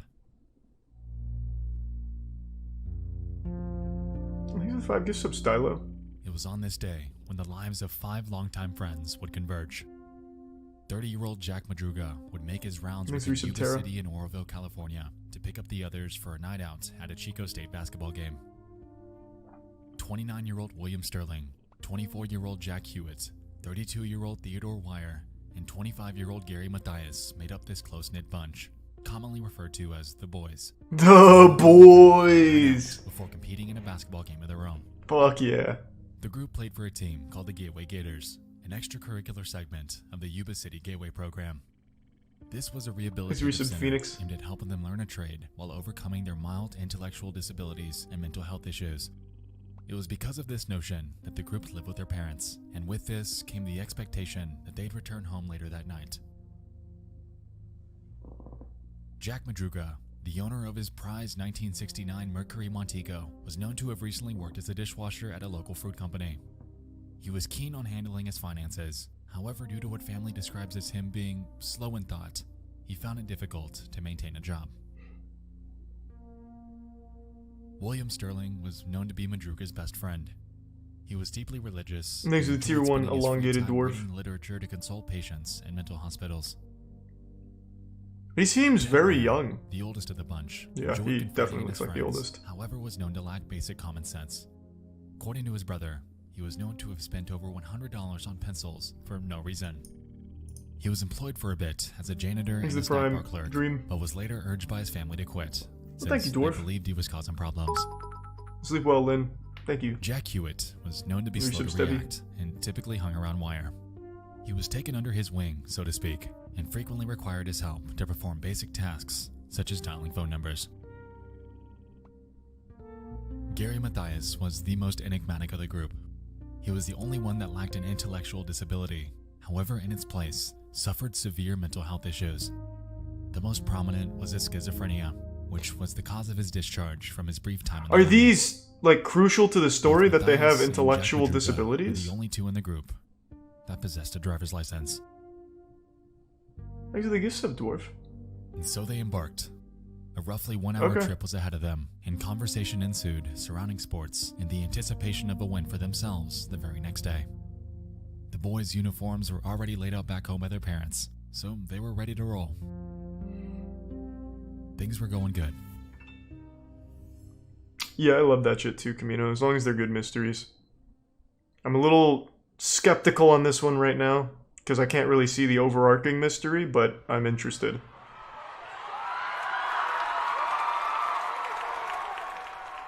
p.m. Chico State's road opponent UC Davis takes the win. Considering the men's favorite team were UC Davis, it's safe to say that celebratory snacking was in order. They hit up a local convenience store by the name of Bears, where they loaded up on a Hostess cherry pie, a lemon pie, Yep. a Snickers bar, Yep. a Marathon bar, That's big. a couple Pepsis, Okay. and a quart of milk. Milk. It's been noted that the clerk that checked them out that night was trying to close. Let's get fucking As a wild, result, boys. I'll get the he was milk mildly and annoyed by Pepsi. them being there. Little did they know that they'd be one of the last ones to ever witness this group alive. Thanks to resub here for the The gangbang. boys jump back in the car and embark on their journey back home. Home. Oh shit! The boys have hacked him. They didn't make it back home that night. Thanks to resub young. Instead of driving south, they took a detour east. Their journey that night encompassed their ride from Oroville to Chico. You would think that they'd head straight back down Highway 99 and Highway 70, but that didn't happen. They actually called a Right helicopter. before arriving in Oroville, the driver took a detour Maybe off of get Highway the 70 gift sub again, and onto dwarf. the Oroville-Quincy Highway, a road that runs across Lake Oroville and up towards the Plumas National Forest. They drove until the road ended and continued their journey up a dirt trail until their vehicle became stuck in the snowdrift. It's unclear what happened from this point forward, but sometime after this arrival, they'd exit the confines of their car and embark into the night. Yeah, I Back know at the who that is, lodge, Mudman. Joe Shones' medical treatment had gone well. He paid no mind to the Mercury Montego since it wasn't out of the ordinary, and by midday, he was able to get his car gassed up and headed home. Concurrently, since the boys were nowhere to be found, the mothers of Ted Wire and William Sterling were contacting police, pleading for help and finding their children. Ethanist. It was out of character for every single one of them to be away from home for prolonged periods of time. So they believed. How the fuck did the guy walk 8 miles, rest, get gas, and walk 8 miles back, find his car, and fill it up? That guy has incredible sense of direction.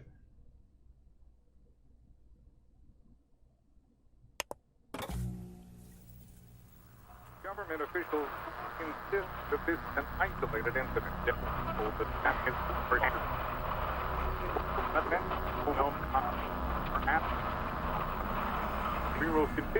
Did the boys survive? He said twice that they did not survive, whatever happened. Tuesday.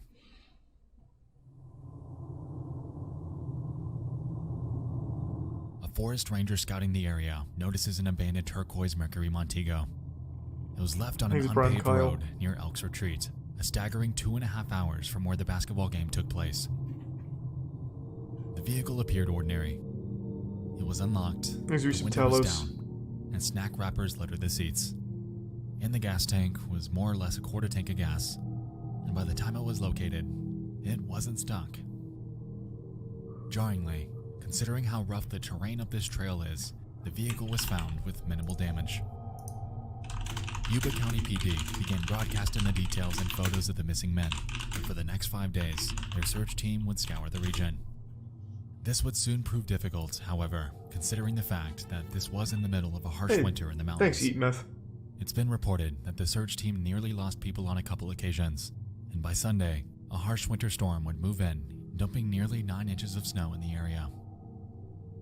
It was because of this, the environmental hazards, and the fact that time was running against them that led the police to call off the search until snowmelt that spring. And as the case sat on hold, their families were frustrated, and the 5 men were left out there, isolated. Well, or they could have found an underground society. And could have escaped the elements.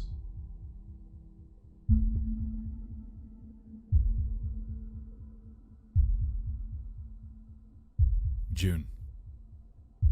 A group of bikers are out on a weekend ride and head up onto the sites of an abandoned Forest Service trailer at the Daniel Zink Campground near Bucks Lake. The facility involved a main, large trailer in the middle with multiple smaller satellite ones around it. When they pulled in, they noticed a prominent, malodorous smell emanating from the main structure. Uh-oh. Immediately after, the boys took shits. A broken window. Uh-oh. They head inside, curious on what they've stumbled upon, and a body. From head to toe were bed sheets concealing their identity, and after pulling them off, they discovered that it was one of the 5 men that disappeared 4 months prior. Thanks, Resub Blub. It was Ted Wire, 80 pounds lighter, and with a considerable beard, lending credence to the possibility that he took refuge here for more or less 2 months. What the fuck? In the bed, they discovered his body with his shoes missing. With that, his feet badly frostbitten. Thanks to Tier 1 Reese. It appeared that he passed away due to starvation and exposure to the elements. However, he strangely could have avoided this fate altogether. Since he took shelter inside of a Forest Service trailer, he had access to ample heat sources and enough canned food to last all 5 men months. What? They chose to stay there. While they found 12 open cans scattered throughout the room, the vast majority of them were unopened, and it also appeared that no effort was taken to block off the window that was broken when they entered. The scene? Bewildering, especially considering that it was 19 miles away from where Joe Schoen spotted their abandoned car. But all in all, how would they not? Investigators needed. So why wouldn't the investigators check here?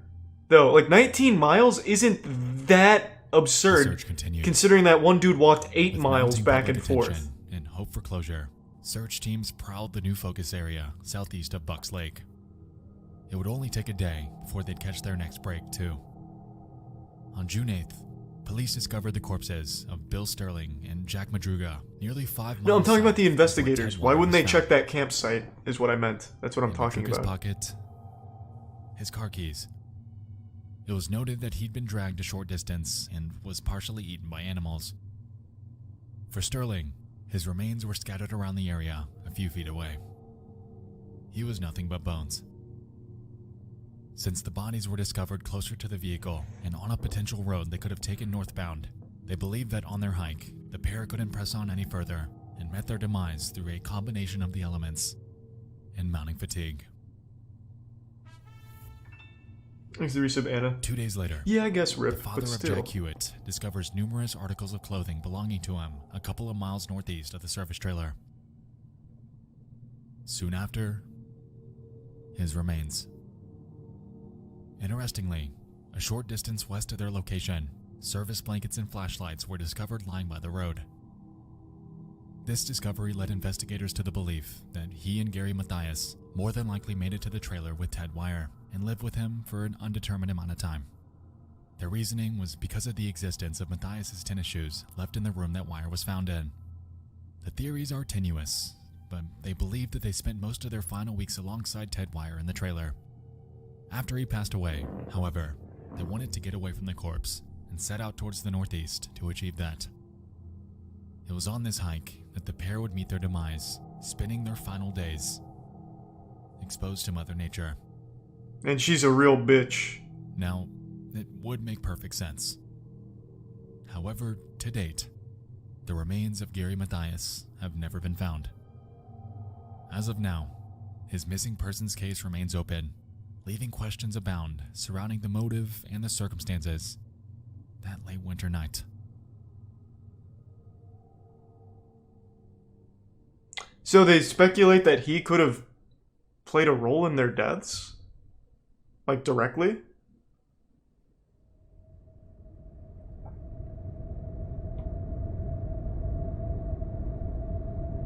He became the huge foot.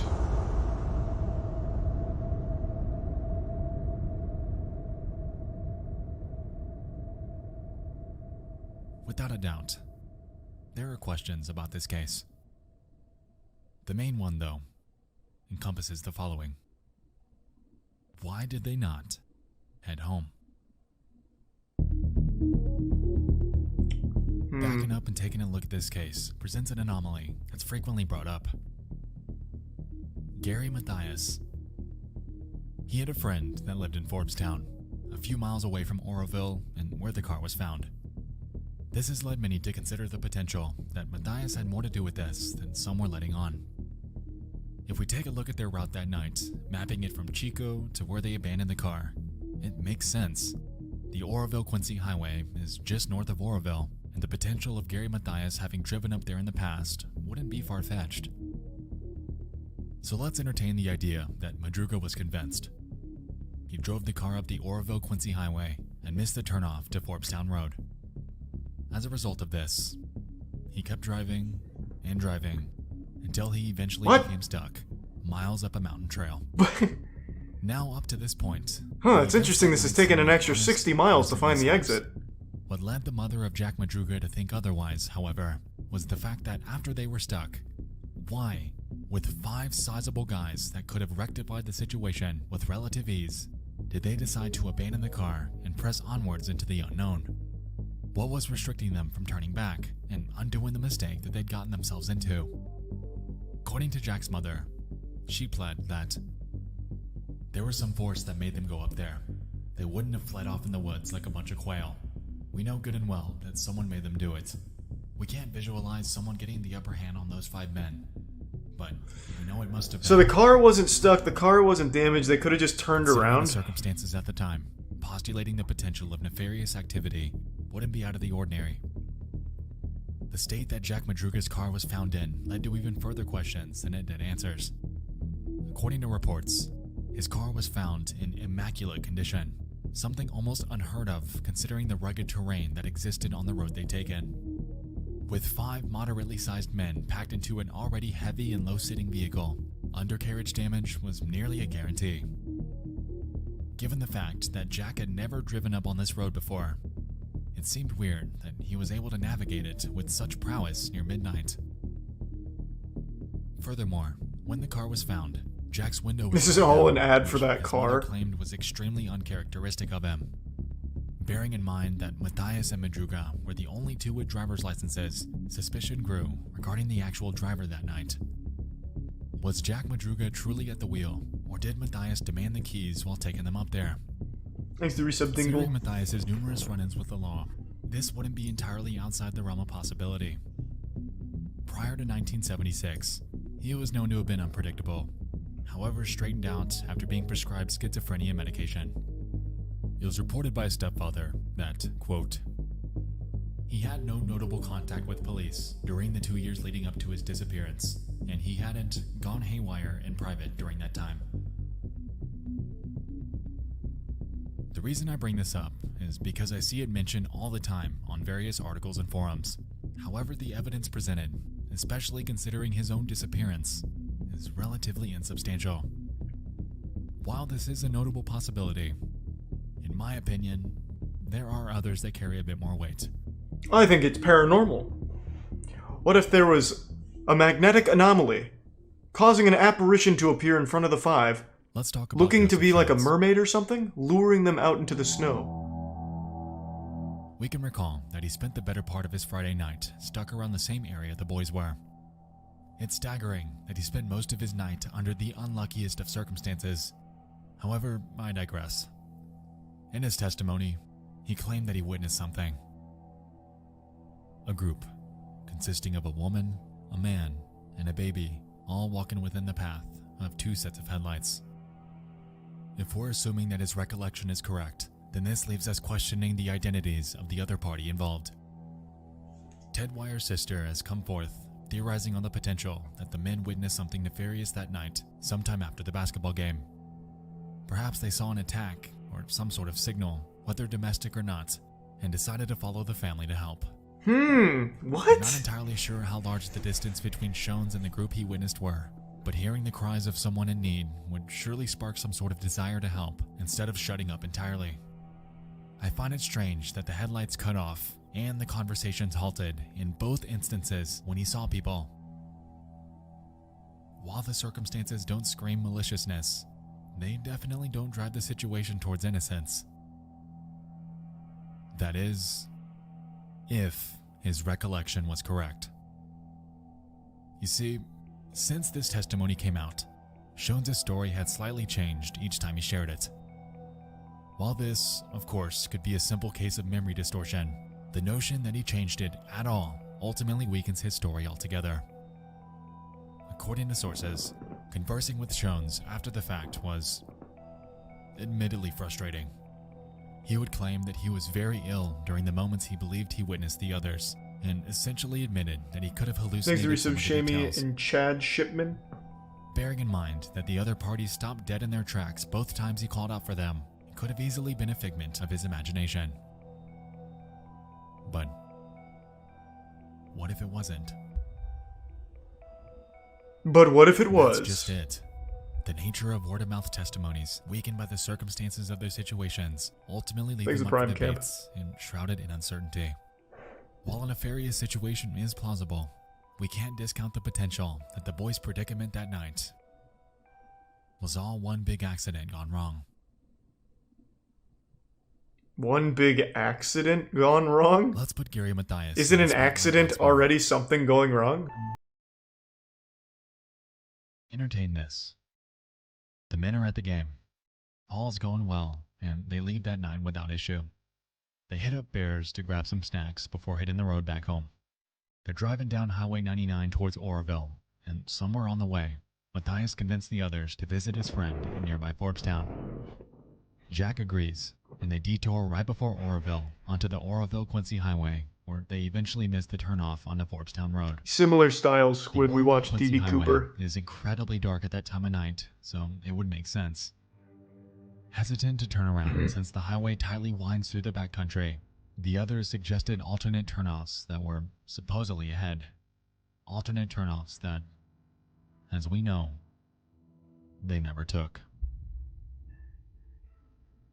Before they know it, they're up a mountain road, lost in the darkness before becoming stuck. Now, while they could have dislodged the car and turned around, we can't rule out the possibility that they simply didn't think to do so in their situation. On top of this, It was reported that a day prior to their dilemma, a snowplow had cleared a path along the road that they got stuck on, potentially instilling a sense of optimism that some external party would soon be back to help. A party that never came. To be fair, I also wouldn't think to move the car. Spot to get help. I mean, maybe desperation, but it wouldn't be my first choice. Since the service but I trek certainly is wouldn't get out of the 19 car. miles away, it's safe to assume that surviving a trek of this magnitude against harsh weather is more or less a death sentence. As we know, the only ones that made it to the trailer were Matthias, Hewitt, and Wire. An undetermined amount of time later, Hewitt and Matthias would either leave to go get help for Wire or abandon his corpse and embark on yet another last-ditch effort to get themselves out of isolation. Really, Onycax? And holy shit.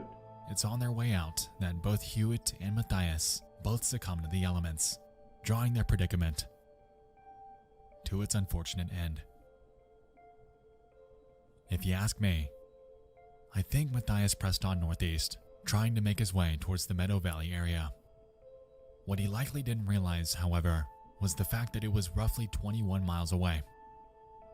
If he were with Wire, someone that shedded nearly half his body weight, then we can assume that Matthias mirrored this to some magnitude, leaving him weaker than when he initially arrived there. I believe Matthias died somewhere around the Meadow Valley region, and wildlife got to him before search teams could ever make it out there. But that is just my postulation. The case of the boys from Yuba County is, by all accounts, hard to explain, one that doesn't Himiko. make sense, and details that support one theory ultimately weaken the other. It seems that we have the segments in front of us, and they're mostly put together 25 Shadow. without the whereabouts of Matthias ever materializing. Appreciate it, man. However, that's really all that we can do.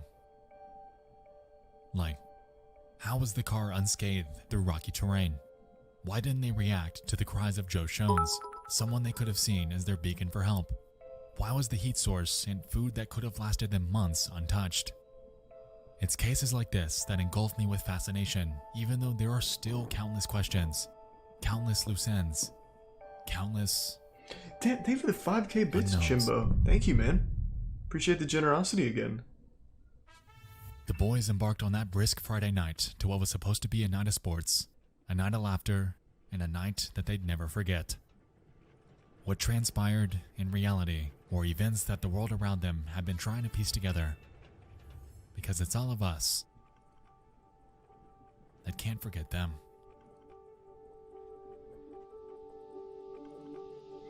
God damn. I will say, not as interesting as DB Cooper, but still interesting. This one seems more cut and dry to me. I think the most logical thing here is these 5 men had no fucking idea how to survive in like a scary situation, and they let fear take over every decision they made. So when they finally found shelter, maybe they stayed there for a few days, they thought it was hopeless, no one would ever find them, so they started moving, trying to get somewhere else where there were people, and I really think every decision just led to them not wanting to stay put because they started to feel hopeless. I don't think there's too much to unpack about that.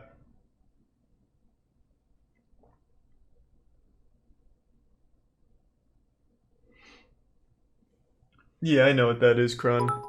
Alright, I'm gonna call it. Since pilots couldn't see out of the plane because of angled landing, engineers put together a solution. The Concorde featured a droop snoot. Droop snoot? Yeah, the snoot would droop. The snoot drooped. Solid. That will do it. I'm gonna try to smoke my own weight in weed eventually. Holy shit. There's only time in front of me, and I've already done 4.2 pounds. I can do it. What a goal. Wow. Hi, I'm Tony Greenhand. Hey, Tony. 26, and I'm a professional joint roller. The National Joint League. Holy fuck, the NJL? Basically jump That's out of huge. bed and start rolling joints too. I make coffee and I start rolling, and while my coffee's being made, I'm like, boom, let's do it. Tony truly is an artist. It was pretty basic. I also bred cannabis, but just on the side. I'm known more for the joints now, which is a surprise to me. Oh, wow, what the fuck? Tony's good. They should sell his joints right next to like Banksy's work. My mom was Jackson Pollock at a police department, so she absolutely hates what I do. It's kind of like balloon animals for adults. Here, and then I'll fill the sleeves instead of rolling these, and that's because I want this to be 100% perfect. Since it's gonna be the barrel of the gun, I need it to be straight all the way across. That's pretty cool, actually. What the fuck? He's got a private jet, and he's coming to pick it up. So people are paying $7 grand for like a artistic joint? What a good deal. I mean, Tony seems like a good guy. I mean, he just loves to roll joints, I guess. I mean, they were pretty cool.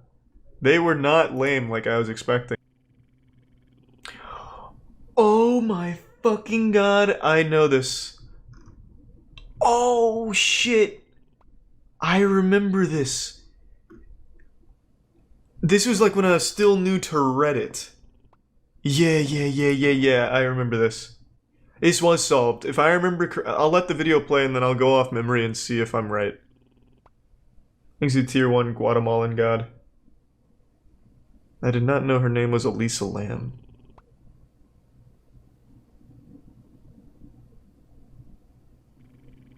It wasn't solved recently, it was solved pretty soon after this video aired. Was it real or she faked it? Bro, she fucking died. What do you mean? Did she fake it? That'd be the ultimate prank. What I remember most about this is, this hit Reddit, it got really big on Reddit, and the Reddit detectives went hard. Like, they were going in on this video. I remember reading all kinds of theories. This was also around the time where Slender Man was still popular, so I saw a lot of Slender Man theories that she was trying to escape from him or some shit. Like, it got weird quick. Does it show how she died? No. So I'll just tell you what happens once the video ends, because the video is super weird. But what happens is, she eventually was found in a water tank on the roof. She died. Yeah, so on top of this hotel, she was found in a water tank, drowned. And the explanation, if I remember correctly, this is all off memory. One of her friends came forward and said that they had actually done acid earlier that day. Which explains all the weird hand movements and shit, and what must have happened is she just got real confused and then ended up wandering into the roof and fell into the water tank or some shit. I'm going off memory, so I don't know if that's right. So it had to do with stopping her medication. They said there was no evidence of trauma, assault, or suicide. So bipolar being a big factor. Yeah, it doesn't really give a very good explanation as to what happened, but it does solve a lot of the questions, like such as how she got on the roof, saying that it was easily accessible via fire escape and the tank lids were open. But it doesn't say how she closed the tank lid from the inside. Yeah, so it doesn't seem like it really has a good explanation. Yeah, it was open, but it was also closed when they found her, which means she would have had to have closed the lid from the inside, which is apparently not easy. Oh, it was open when they found her. Oh, what? Wait, didn't it just say ignoring the problem of how it was closed? What? Didn't I read that somewhere? Where did I just read that? Oh. Hotel employee found the body, said the lid was open at the time, removing the issue of how she could have closed the lid from the inside. Got it. Got it. The Dyatlov Pass incident. A Yeah, case that Dyatlov. many consider to be one of the greatest mysteries of all time. As over 60 years later, there is no agreed upon conclusion to what exactly had happened Thanks to give to some those hikers. whippers. And part of what has always drawn me to this mystery is its uniqueness, as I always thought nothing like it could ever happen again. But little did I know, it already has. It was August 9th, 1993, as a group of Ukrainian kayakers paddled their way through a remote river in southern Siberia. The river tour would take them near the vast Khamar Daban mountain range and give them a full view of its beauty. As they followed the twisting river, the group would the catch Charles a glimpse White of ass something incident. moving in the woods.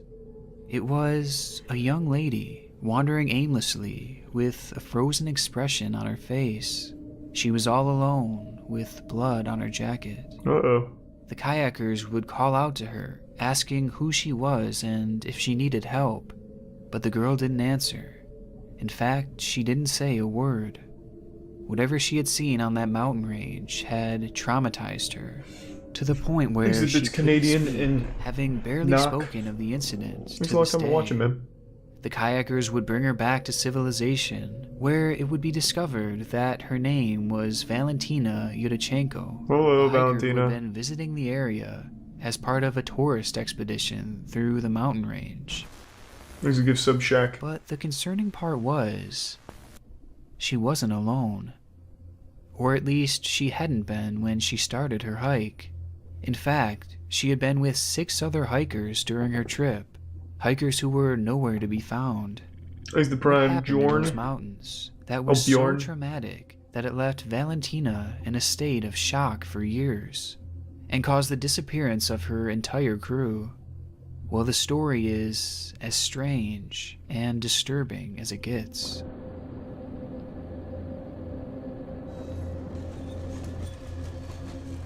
It all started on August 2nd, 1990. Real quick, anyone that's seen this, is there anything TOS worrisome in here? They don't show any bodies or anything, right?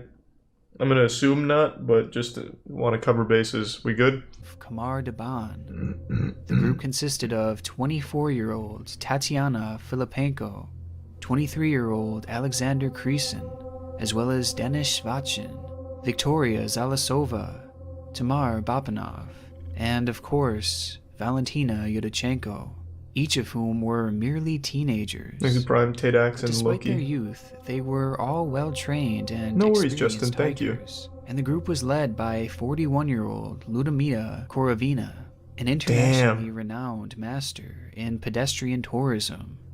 They were a well-prepared and run group, and the Khamar Daban Mountains were not viewed as being dangerous, Thanks for the gift sub, Alvinor. especially in the middle of summer. Second, 23-year-old groups would teenagers, follow yeah. on nearby trails. I don't know what to tell you. One of which was even led by Ludmila's 16-year-old daughter, Natalia. I know Two all would about plan that, on Jukes. meeting up the very I next talked about it day as well. in the mountains along with their respective crews, before Ludmila and company would continue on towards Ludyanka, their final destination. However, the forecast couldn't have been more wrong. I'll look into it later, Crone. On and off spouts of freezing rain poured down upon the group and predicted an oncoming snowstorm as the group climbed the Kanulu mountain. And by August 4th, the snowstorm was in full effect, pummeling the exhausted hikers and forcing them to reroute and miss their connection with Just get an Natalia's umbrella, nerds. Drained of energy, Ludmila would make the call to set up camp. Who would take this photo? They look and miserable. rest for the night. A move that to this day is still questioned, as the hikers were merely half an hour away from a shelter that stood on top of that very mountain. The sun would rise the next day to more stormy weather, with the snow continuing to Thanks to fall Resub around Blue them. and Prime Vaughn. Ludmila knew that staying where they were would only spell trouble. Yeah, I read about it, Dor. So she ordered the group down the mountain and into the cover of the woods below. They'd never make it there. Just minutes into their descent, Alexander Kresin would begin to stumble. The man considered to be the strongest of the group would fall to the ground as his mouth began to fill with foam. Blood would rush out of his ears and his nose as he laid there seizing violently in front of his group. The hikers stood there stunned. Kresin was in perfect health, and just minutes ago he was fine.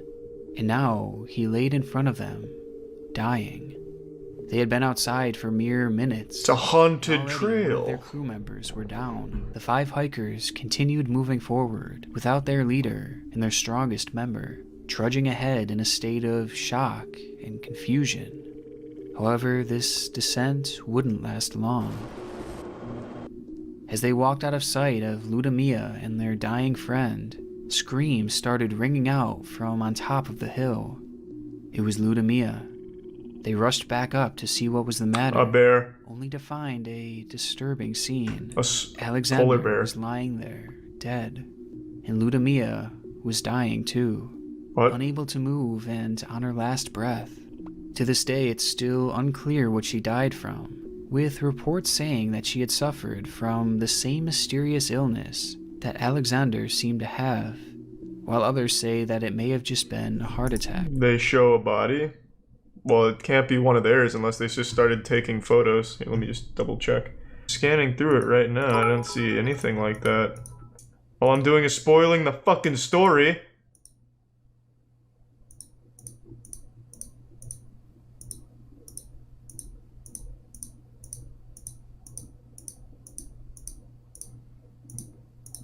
Also, early hypothesis, the lady that survived, Valentina, she killed them and made up the story.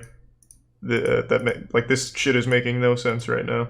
But either way, chaos erupted from the group. Both Victoria and Tamar would quickly collapse on the ground, twitching violently and bleeding the same way that Creeson had. They began tearing at their clothes, ripping them off and grabbing their necks as if they were being choked, all the whilst they desperately tried to gasp for air. Valentina rushed to help. Sounds like something out of Victoria, Dr. Stone, like they in an instant, went the to like a suffering poison girl well. would sink her teeth into Valentina, biting her and forcing her to back off. What? While this happened, Dennis started to run away from the group out of fear and confusion, having no idea what was happening to his friends or why. He could only watch as, one by one, they began to lose their minds. Thanks again, Liam. Thanks to the and resub their Niners rule. With Dennis hiding from the group, Tatiana Really appreciate it, also Max. began to tear her warm clothing off, exposing her body to the freezing cold elements. She too grabbed for her throat and acted as if her own body was torturing her. Once on the ground, she would turn her attention to the rock that laid next to her, and in an instant she would begin to smash her head against it, over and over again, until her body would go limp. In a matter of Why do you keep saying hypothermia? In everything I've ever heard and learned about hypothermia, I've never heard about someone suffering from it, ripping their clothes off and turning into a zombie. Why do people keep saying hypothermia? Is there something I'm not understanding about it? 20 to 50% of hypothermia deaths are associated with paradoxical undressing. Oh, so this is real. This typically occurs during moderate or severe hypothermia as the person becomes disoriented, confused, and combative. Wow. They may begin discarding their clothing, which in turn increases the rate of heat loss. This is a real thing. I've never heard of this. In all of those like survival movies and shit, you never see the main character that's suffering from hypothermia getting naked and slamming his dick on a rock. This is interesting. Paradoxical undressing. Succumbed to their mysterious symptoms. Dennis would emerge to help Valentina, as the two were the only ones left who hadn't faltered. However, their health was starting to wither as well. They remained in the forest, close to the site where their whole group had just died, unsure of what to do next. Thanks for resubasing and have fun, Naughty. I can't imagine the silence. And yes, I've heard of that confusion Guatemalan. they must have been experiencing. And As they maybe stood we there will. together after witnessing all their friends drop dead in front of them. Friends that a mere hour ago were in perfect health. And the stark fate wasn't quite finished with the group either, as a short time later, Dennis would collapse alongside Valentina, as he too began bleeding profusely, leaving Valentina as the only living member of the group. Completely traumatized and scared for her life, Valentina took supplies from the camp and proceeded to wander alone in the forest. She did so for 3 days before being found by the kayakers. Oh, okay, never mind. Probably this is probably what you were talking about. So you're telling me, and we'll go back to the video in a second, but I have to skip the bodies. So you're telling me that Valentina somehow hiked for 3 more days after her entire group all got hypothermia at the same time? I feel like she'd be very close to it as well. Unless she just had, like, really warm clothing. I don't know.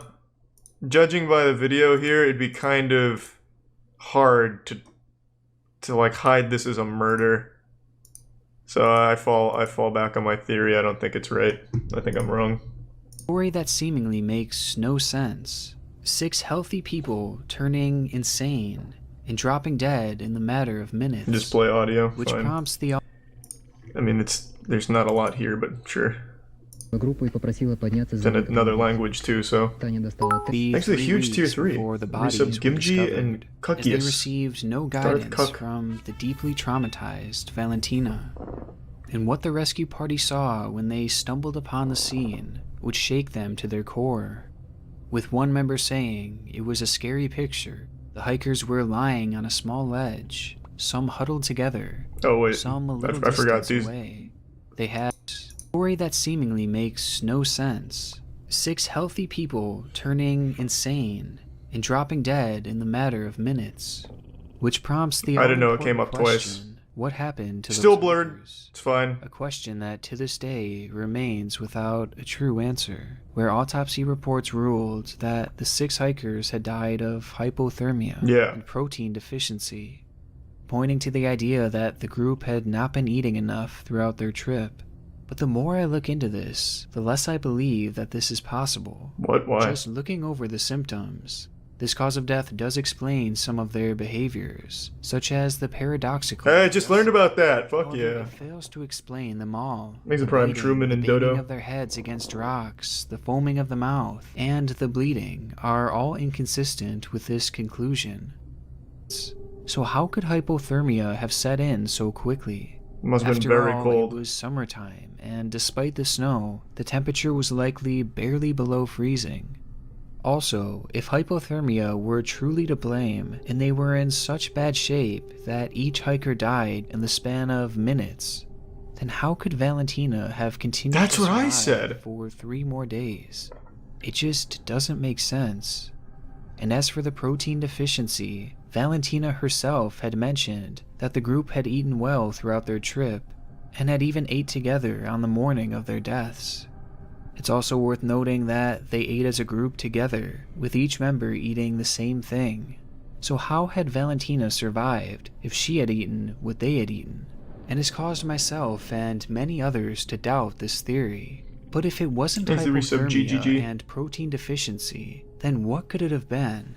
As is the case with most mysteries, some have blamed the supernatural. Yeah, it was Bigfoot. Otherworldly had happened to the group, while others have taken a more scientific stance, blaming things like low frequency in the area, which caused the group to go in a panic. What? But I have a hard time believing either of these, as the area was not all that remote, and it's well studied by scientists. Plus, this doesn't line up with Valentina's testimony, as well as the conditions of their bodies. Another possibility is that the group had eaten something poisonous on their trip, an idea that is certainly possible, as Ludmilla was often known to be a forager. So perhaps Oh, they picked God. some sort of fungus or Jesus, berry, yeah. giving it to the group to eat. That's the without worst leader to realizing have. that it was actually toxic. A poisonous mushroom could certainly cause the hikers to hallucinate and potentially bleed internally. But the issue is, Valentina never mentioned that the group had foraged for food. Well, And ask she is her. on record saying that they had eaten well.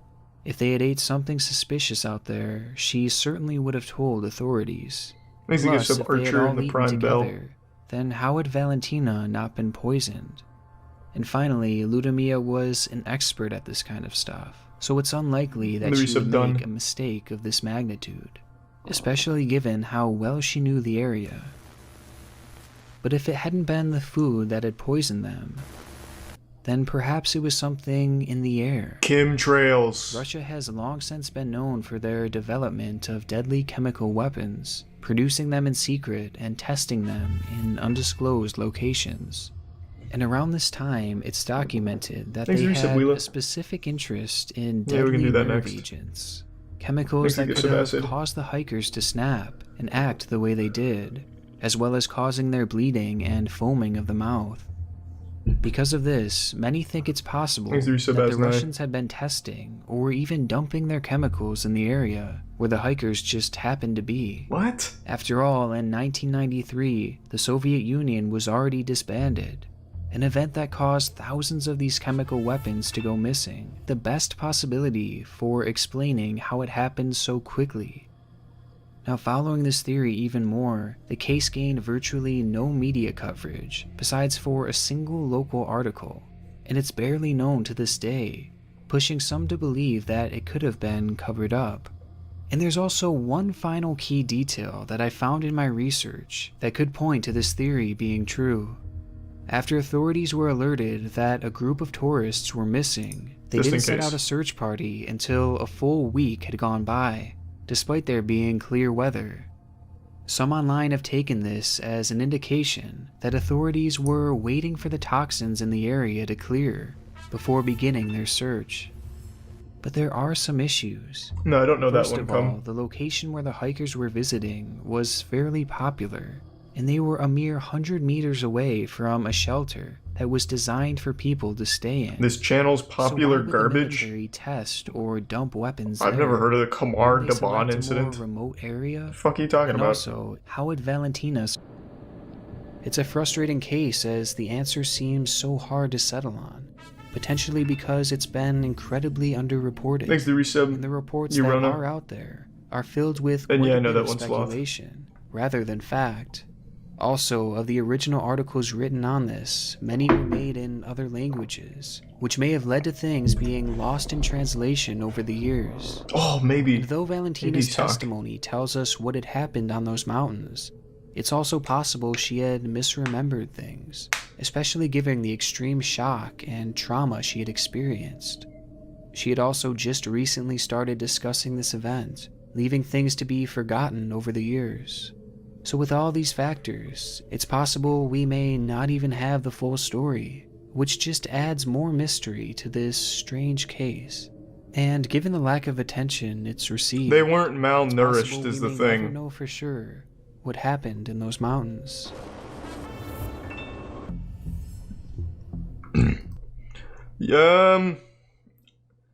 If I had to wager a guess, I'd still go with hypothermia. And what do you mean popular garbage? I've never... fucking Khamar Daban has like nothing about it. Yeah, I think hypothermia. I think it's unlikely she poisoned them. I feel like that would have been easily detected. I also don't think that they ate anything poisonous, considering they weren't malnourished, so they were just eating shit they brought. I think it had to do with literally just hypothermia. And then she just happens to be stronger. Watch the new tub video. Why is this image creepy? I mean, it looks like a human, but it's not. My man, this does not look like a human at all. This looks like the You're Not Perfect guy from Courage the Cowardly Dog. This shit looks like it's a, like, thumb person. One of Mr. Fluke's Fluglies from Spy Kids. This shit does not look like a human, if you ask me. It's not. Let's take it a step further. Why is this thing creepy? This thing's kind of cool. I take it back. What exactly makes us feel unsettled when coming face to face with something that is almost human? That's the I but feel fantastic isn't? lady. In today's video, we'll be talking about the uncanny valley, the flashed face distortion effect, and the visual perception theories. Also, thank you to Astrigal for suggesting this video topic. Are you the tier 1 wizard?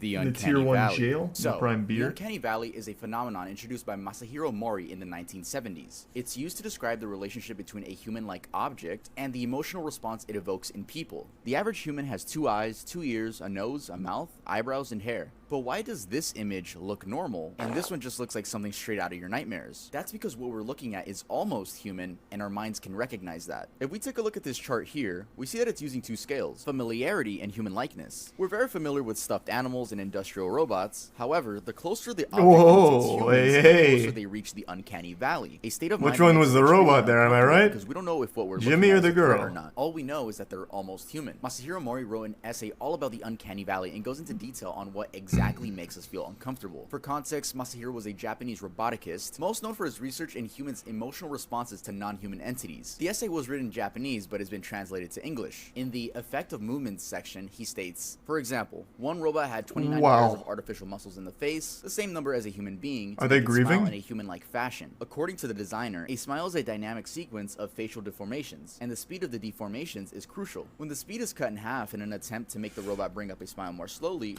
Hey, real quick, I've said this a million times and I'll say it again. What the fuck is the point in making robots that look like humans? Why? That doesn't do anything to help us. Like, if we want robots to, like, do chores or something, it could just look like a goddamn drone. It doesn't need to look human-like, right? It makes no fucking sense unless they're sex robots. Outside of fucking it, why even make it look human at all? It could just look like a drone. As long as the job gets done, it doesn't matter if it looks like my grandpa, right? It could just look like a giant hunk of metal doing the task to adequately.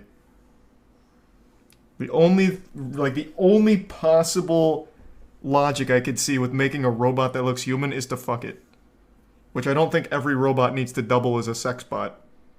Instead of looking happy, its expression turns creepy. This shows how, because of a variation in movement, something has come to appear very close to Oh my god, human, never mind, I see like the a purpose robot, now. Puppet, or Einstein's a back, hand, baby, let's could easily go. tumble down into the uncanny valley. Movement is a great part of the uncanny valley. It's one thing to see a creepy robot, but if that dude blinks at me, bruh, I'm dipping the fuck out of there. Our minds are set to recognize that movement coming from an object is most likely alive. A caterpillar, a dog, a bird, a fish, your Uncle Jose. But this sensation of eeriness runs through us when we see a human-like robot. Now, why? Why do we feel this way? There's not really a specific answer. This is just a phenomenon that everyone seems to agree on. But many people theorize that the reason us as humans have this sharp emotional ability to recognize other humans is because maybe at one point, recognizing other humans was a living necessity. Again, that's just a theory. No, not a game theory. Or that is an interesting idea. That's something I think about from time to time. Early human beings had so much shit that they had to learn that today would make no sense to us. There probably was a time when you wouldn't be able to recognize if what you were looking at was a human being or not. I think about that a lot. And also, I remember this from a movie called, I think it's The Man from Earth. There was a time in our history where we would watch someone go to sleep and they never wake up and we just wonder why. The concept of death eluded us. That's just baffling to me, to think about that.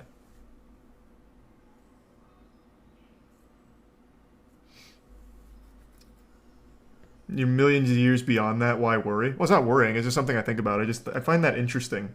Like starting from the bottom. Like just thinking back to that. What's now become just like basic common sense for humans was something that had to be learned over so many years. Just kind of cool to think about, I guess. I don't know, maybe 2025 there'll be some aliens coming down to Earth that look just like us, but thanks to our uncanny valley senses. Grug, no wake up. Like, yeah, exactly. Alien, bruh. Arrest him. I don't know what we would do. So, how does a roboticist or an artist avoid the uncanny valley? Well, Masahiro Mori explains that this can be greatly avoided by not combining robots and humans. Many problems will be faced, including that of false smiles. When robots seem disingenuous smiling simply because they don't have all the muscles our face does, and their movements are far more coordinated than ours. We've talked enough about the uncanny valley. Now let me give you some specific examples. Tara the android. If you have watched previous videos on my channel, then you might remember Do we know us talking Tara? about a video called I Feel Fantastic. Oh, it's her. Yeah, this one's OG YouTube shit. The video began gaining popularity in the 2010s due to being extremely creepy. The video depicts a female robot singing with a text-to-speech voice. Since this is the internet, rumors started spreading that the creator of the video was a murderer and other weird stuff, but no, just another classic internet rumor. The bot was created by John Bergeron in 2003, and multiple music videos were made. It just so happens that I Feel Fantastic was re-uploaded onto YouTube either by him or another person, and it went viral. It's obvious the creator was going for an unsettling vibe with the use of the robot, dark synths, odd voice, and overall disturbing atmosphere. Visiting androidworld.com/prod68.htm will lead you to a buying page, where apparently you can buy a DVD with 5 3-minute songs by Tara. I mean, they have a working PayPal link, but in all honesty, let's go. you're probably not going to get what you ordered, considering the website was created in 2004. No, he's still Medal probably of active. Honor Warfighter. Medal of Honor Warfighter What? is a video game developed by Danger Close Games, released in 2012. Man, rest in for peace, 360, Medal of Honor. PS3, and PC. Though these aren't physical robots, they do create very unsettling avatars, resulting in the uncanny valley. Let's take a look at this cutscene. So you picked a name. Oh, wow. I don't remember this. Girl, that didn't work. Well, keep Michael in your hip pocket. That way when... Isabella. Oh, beautiful. When Isabella shows up... Holy shit, yeah, this is weird. What? That's how I met you. God bless older sisters. I want to play it. This shit's like a creepypasta. Animated.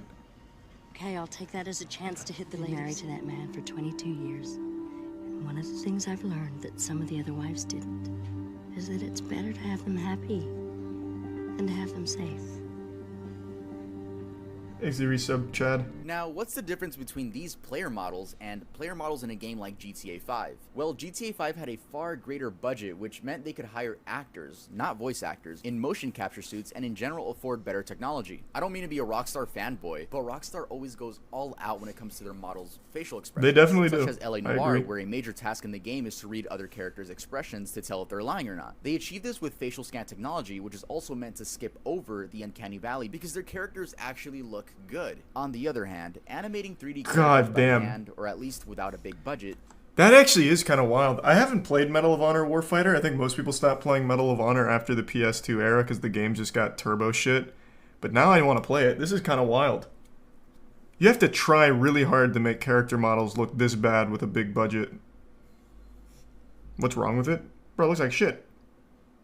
What do you mean? And trying to make them look hyper-realistic Looks super not only weird. lead to an ugly design, They look like very awkward greased movements, specifically corpses. in the hair, eyes, and head. I feel I should say this again. This is a phenomenon, not a fact. I'm sure there's a handful of people out there that are scared of Trevor Phillips because he looks like the uncanny valley. But the game made $1 billion 3 days after its release date in 2013, so probably not the majority. Off topic, but as a toddler, I was always afraid of the Chuck E. Cheese animatronics, specifically their eye movements. Like, stop come on. blinking. You're not supposed to blink. You're a robot. But now that I'm older, I actually invented a piece of body protection that actually scares the Chuck E. Cheese animatronics and lets them know to not fuck with you. It's the Earl hat. Look at that. It's the Oh, it's a Earl merch hat. plug. We also got the I don't exist sweatshirt. But what's that? You don't like pastel colors? Good That's shit. completely okay. We also got the black Earl hat. In case you want to pull up to Kendrick school, just dropped? you know, Did he? People know that Nice. animatronics can't fuck with you.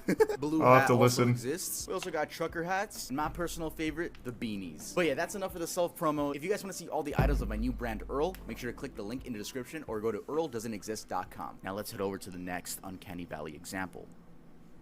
Telenoid. Let's talk about the thing in the thumbnail. Here in the US, we have Alexa. In Japan, they had Telenoid.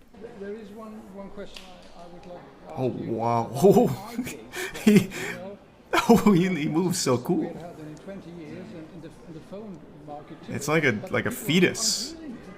Created in 2010 by Hiroshi Ishiguro, Jesus Telenoid Christ. was a telecommunications avatar, which meant that when connected to your phone, Like a it would weird mimic the marshmallow other person thing. on the line's facial movements, and their voice would come out of the robot to, quote, make the call more enjoyable. The eyes follow you around, and the Telenoid is also 31.5 inches tall and has short limbs in order to make it huggable. Yup, so if you get horrible news and you're receiving it through a Telenoid, all you gotta do is pick it up, hug it, and start crying. And then probably crying even harder, you're hugging a fucking Telenoid. The whole idea I'd was never heard of very this. non-ideal because the other person had to use a webcam and a specific software in order for the Telenoid to work. So if you got a Telenoid, you would literally have to tell all your friends, hey, you guys should buy a webcam and also download a specific software. No one's gonna do that. This was supposed to be the next big invention, which would replace video God, conferencing it's so software, cool. But I guess the researchers forgot that FaceTime exists.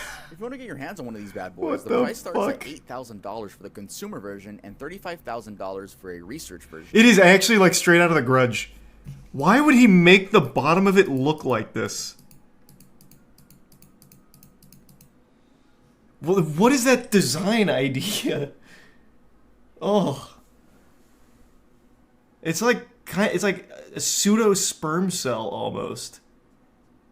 Or like one of the boos from Mario. So you don't fuck it. Well, you can still fuck it in the mouth, though, if you wanted to. Like, if you're having phone sex with a telenoid, you can still put your dick in its mouth. Doesn't stop it. Oh, that would be so horrifying, too. Your wife on the other end of the telenoid just making the noises that the telenoid mimicking her, like that beast from Annihilation. Limbs in order to make it huggable. Yep, so if you get horrible new version. But I guess the researchers forgot that FaceTime exists. If you want to get your hands on these bad boys, the price starts at $8,000 Hugo, for the Fungi, consumer version Tidleon, and Tuggy, and the $35,000 Prime for the Guardian. research version. The resub trilogy. The flashed face distortion effect, otherwise known as the alien faces illusion. In front of you are faces that will begin to change semi-rapidly. I'd like you to stare at the cross in the middle. Alright. Keeping your eyes focused on the cross, you should begin to notice that the faces become distorted. Yeah, I'm looking at like non-realistic facial Oblivion features. NPCs. This video is not edited. Every image is normal. This is the flash face distortion effect, aka FFDE. But why do these? I don't believe that. Those faces were absolutely fucked. No way. Were those just normal? Oh wow. What? Okay. I've never heard of that before. That's kind of cool.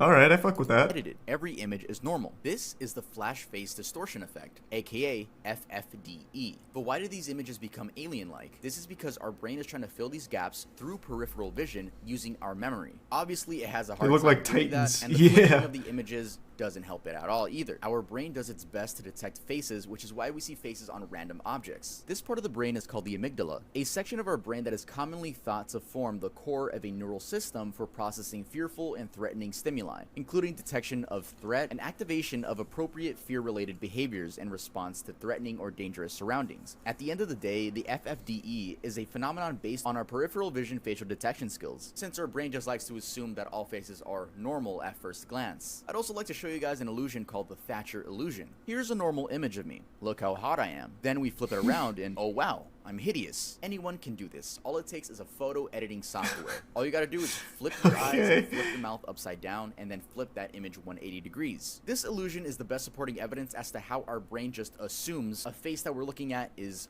normal. Visual perception theory. This is what the creepiest phenomenons and illusions fall under. Visual perception is the ability to see, organize, and interpret one's environment, aka our brains just assuming things. If you're this deep into the video and for some reason you don't believe that our brains don't assume things for us, let's take a look at this video. This mask is not going to change in direction of rotation. Was that Charlie Chaplin?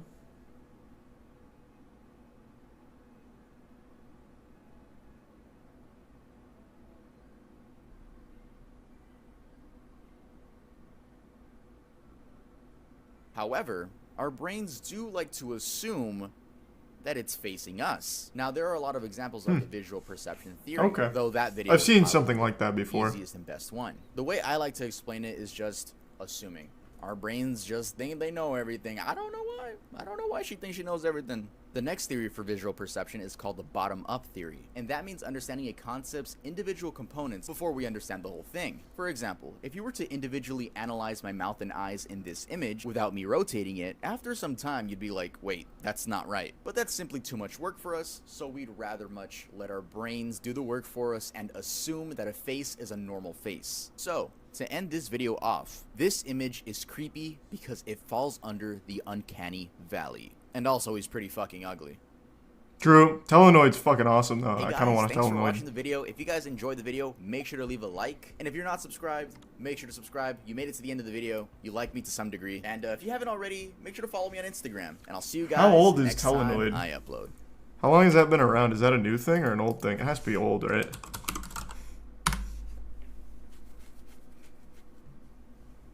(2011). Released in 2010.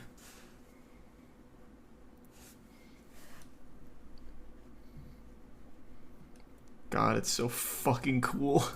Like, I love the idea of it, but the price I don't like, and also I would stop liking it very quickly and just start to probably be a little disturbed by it. Oh, they even have one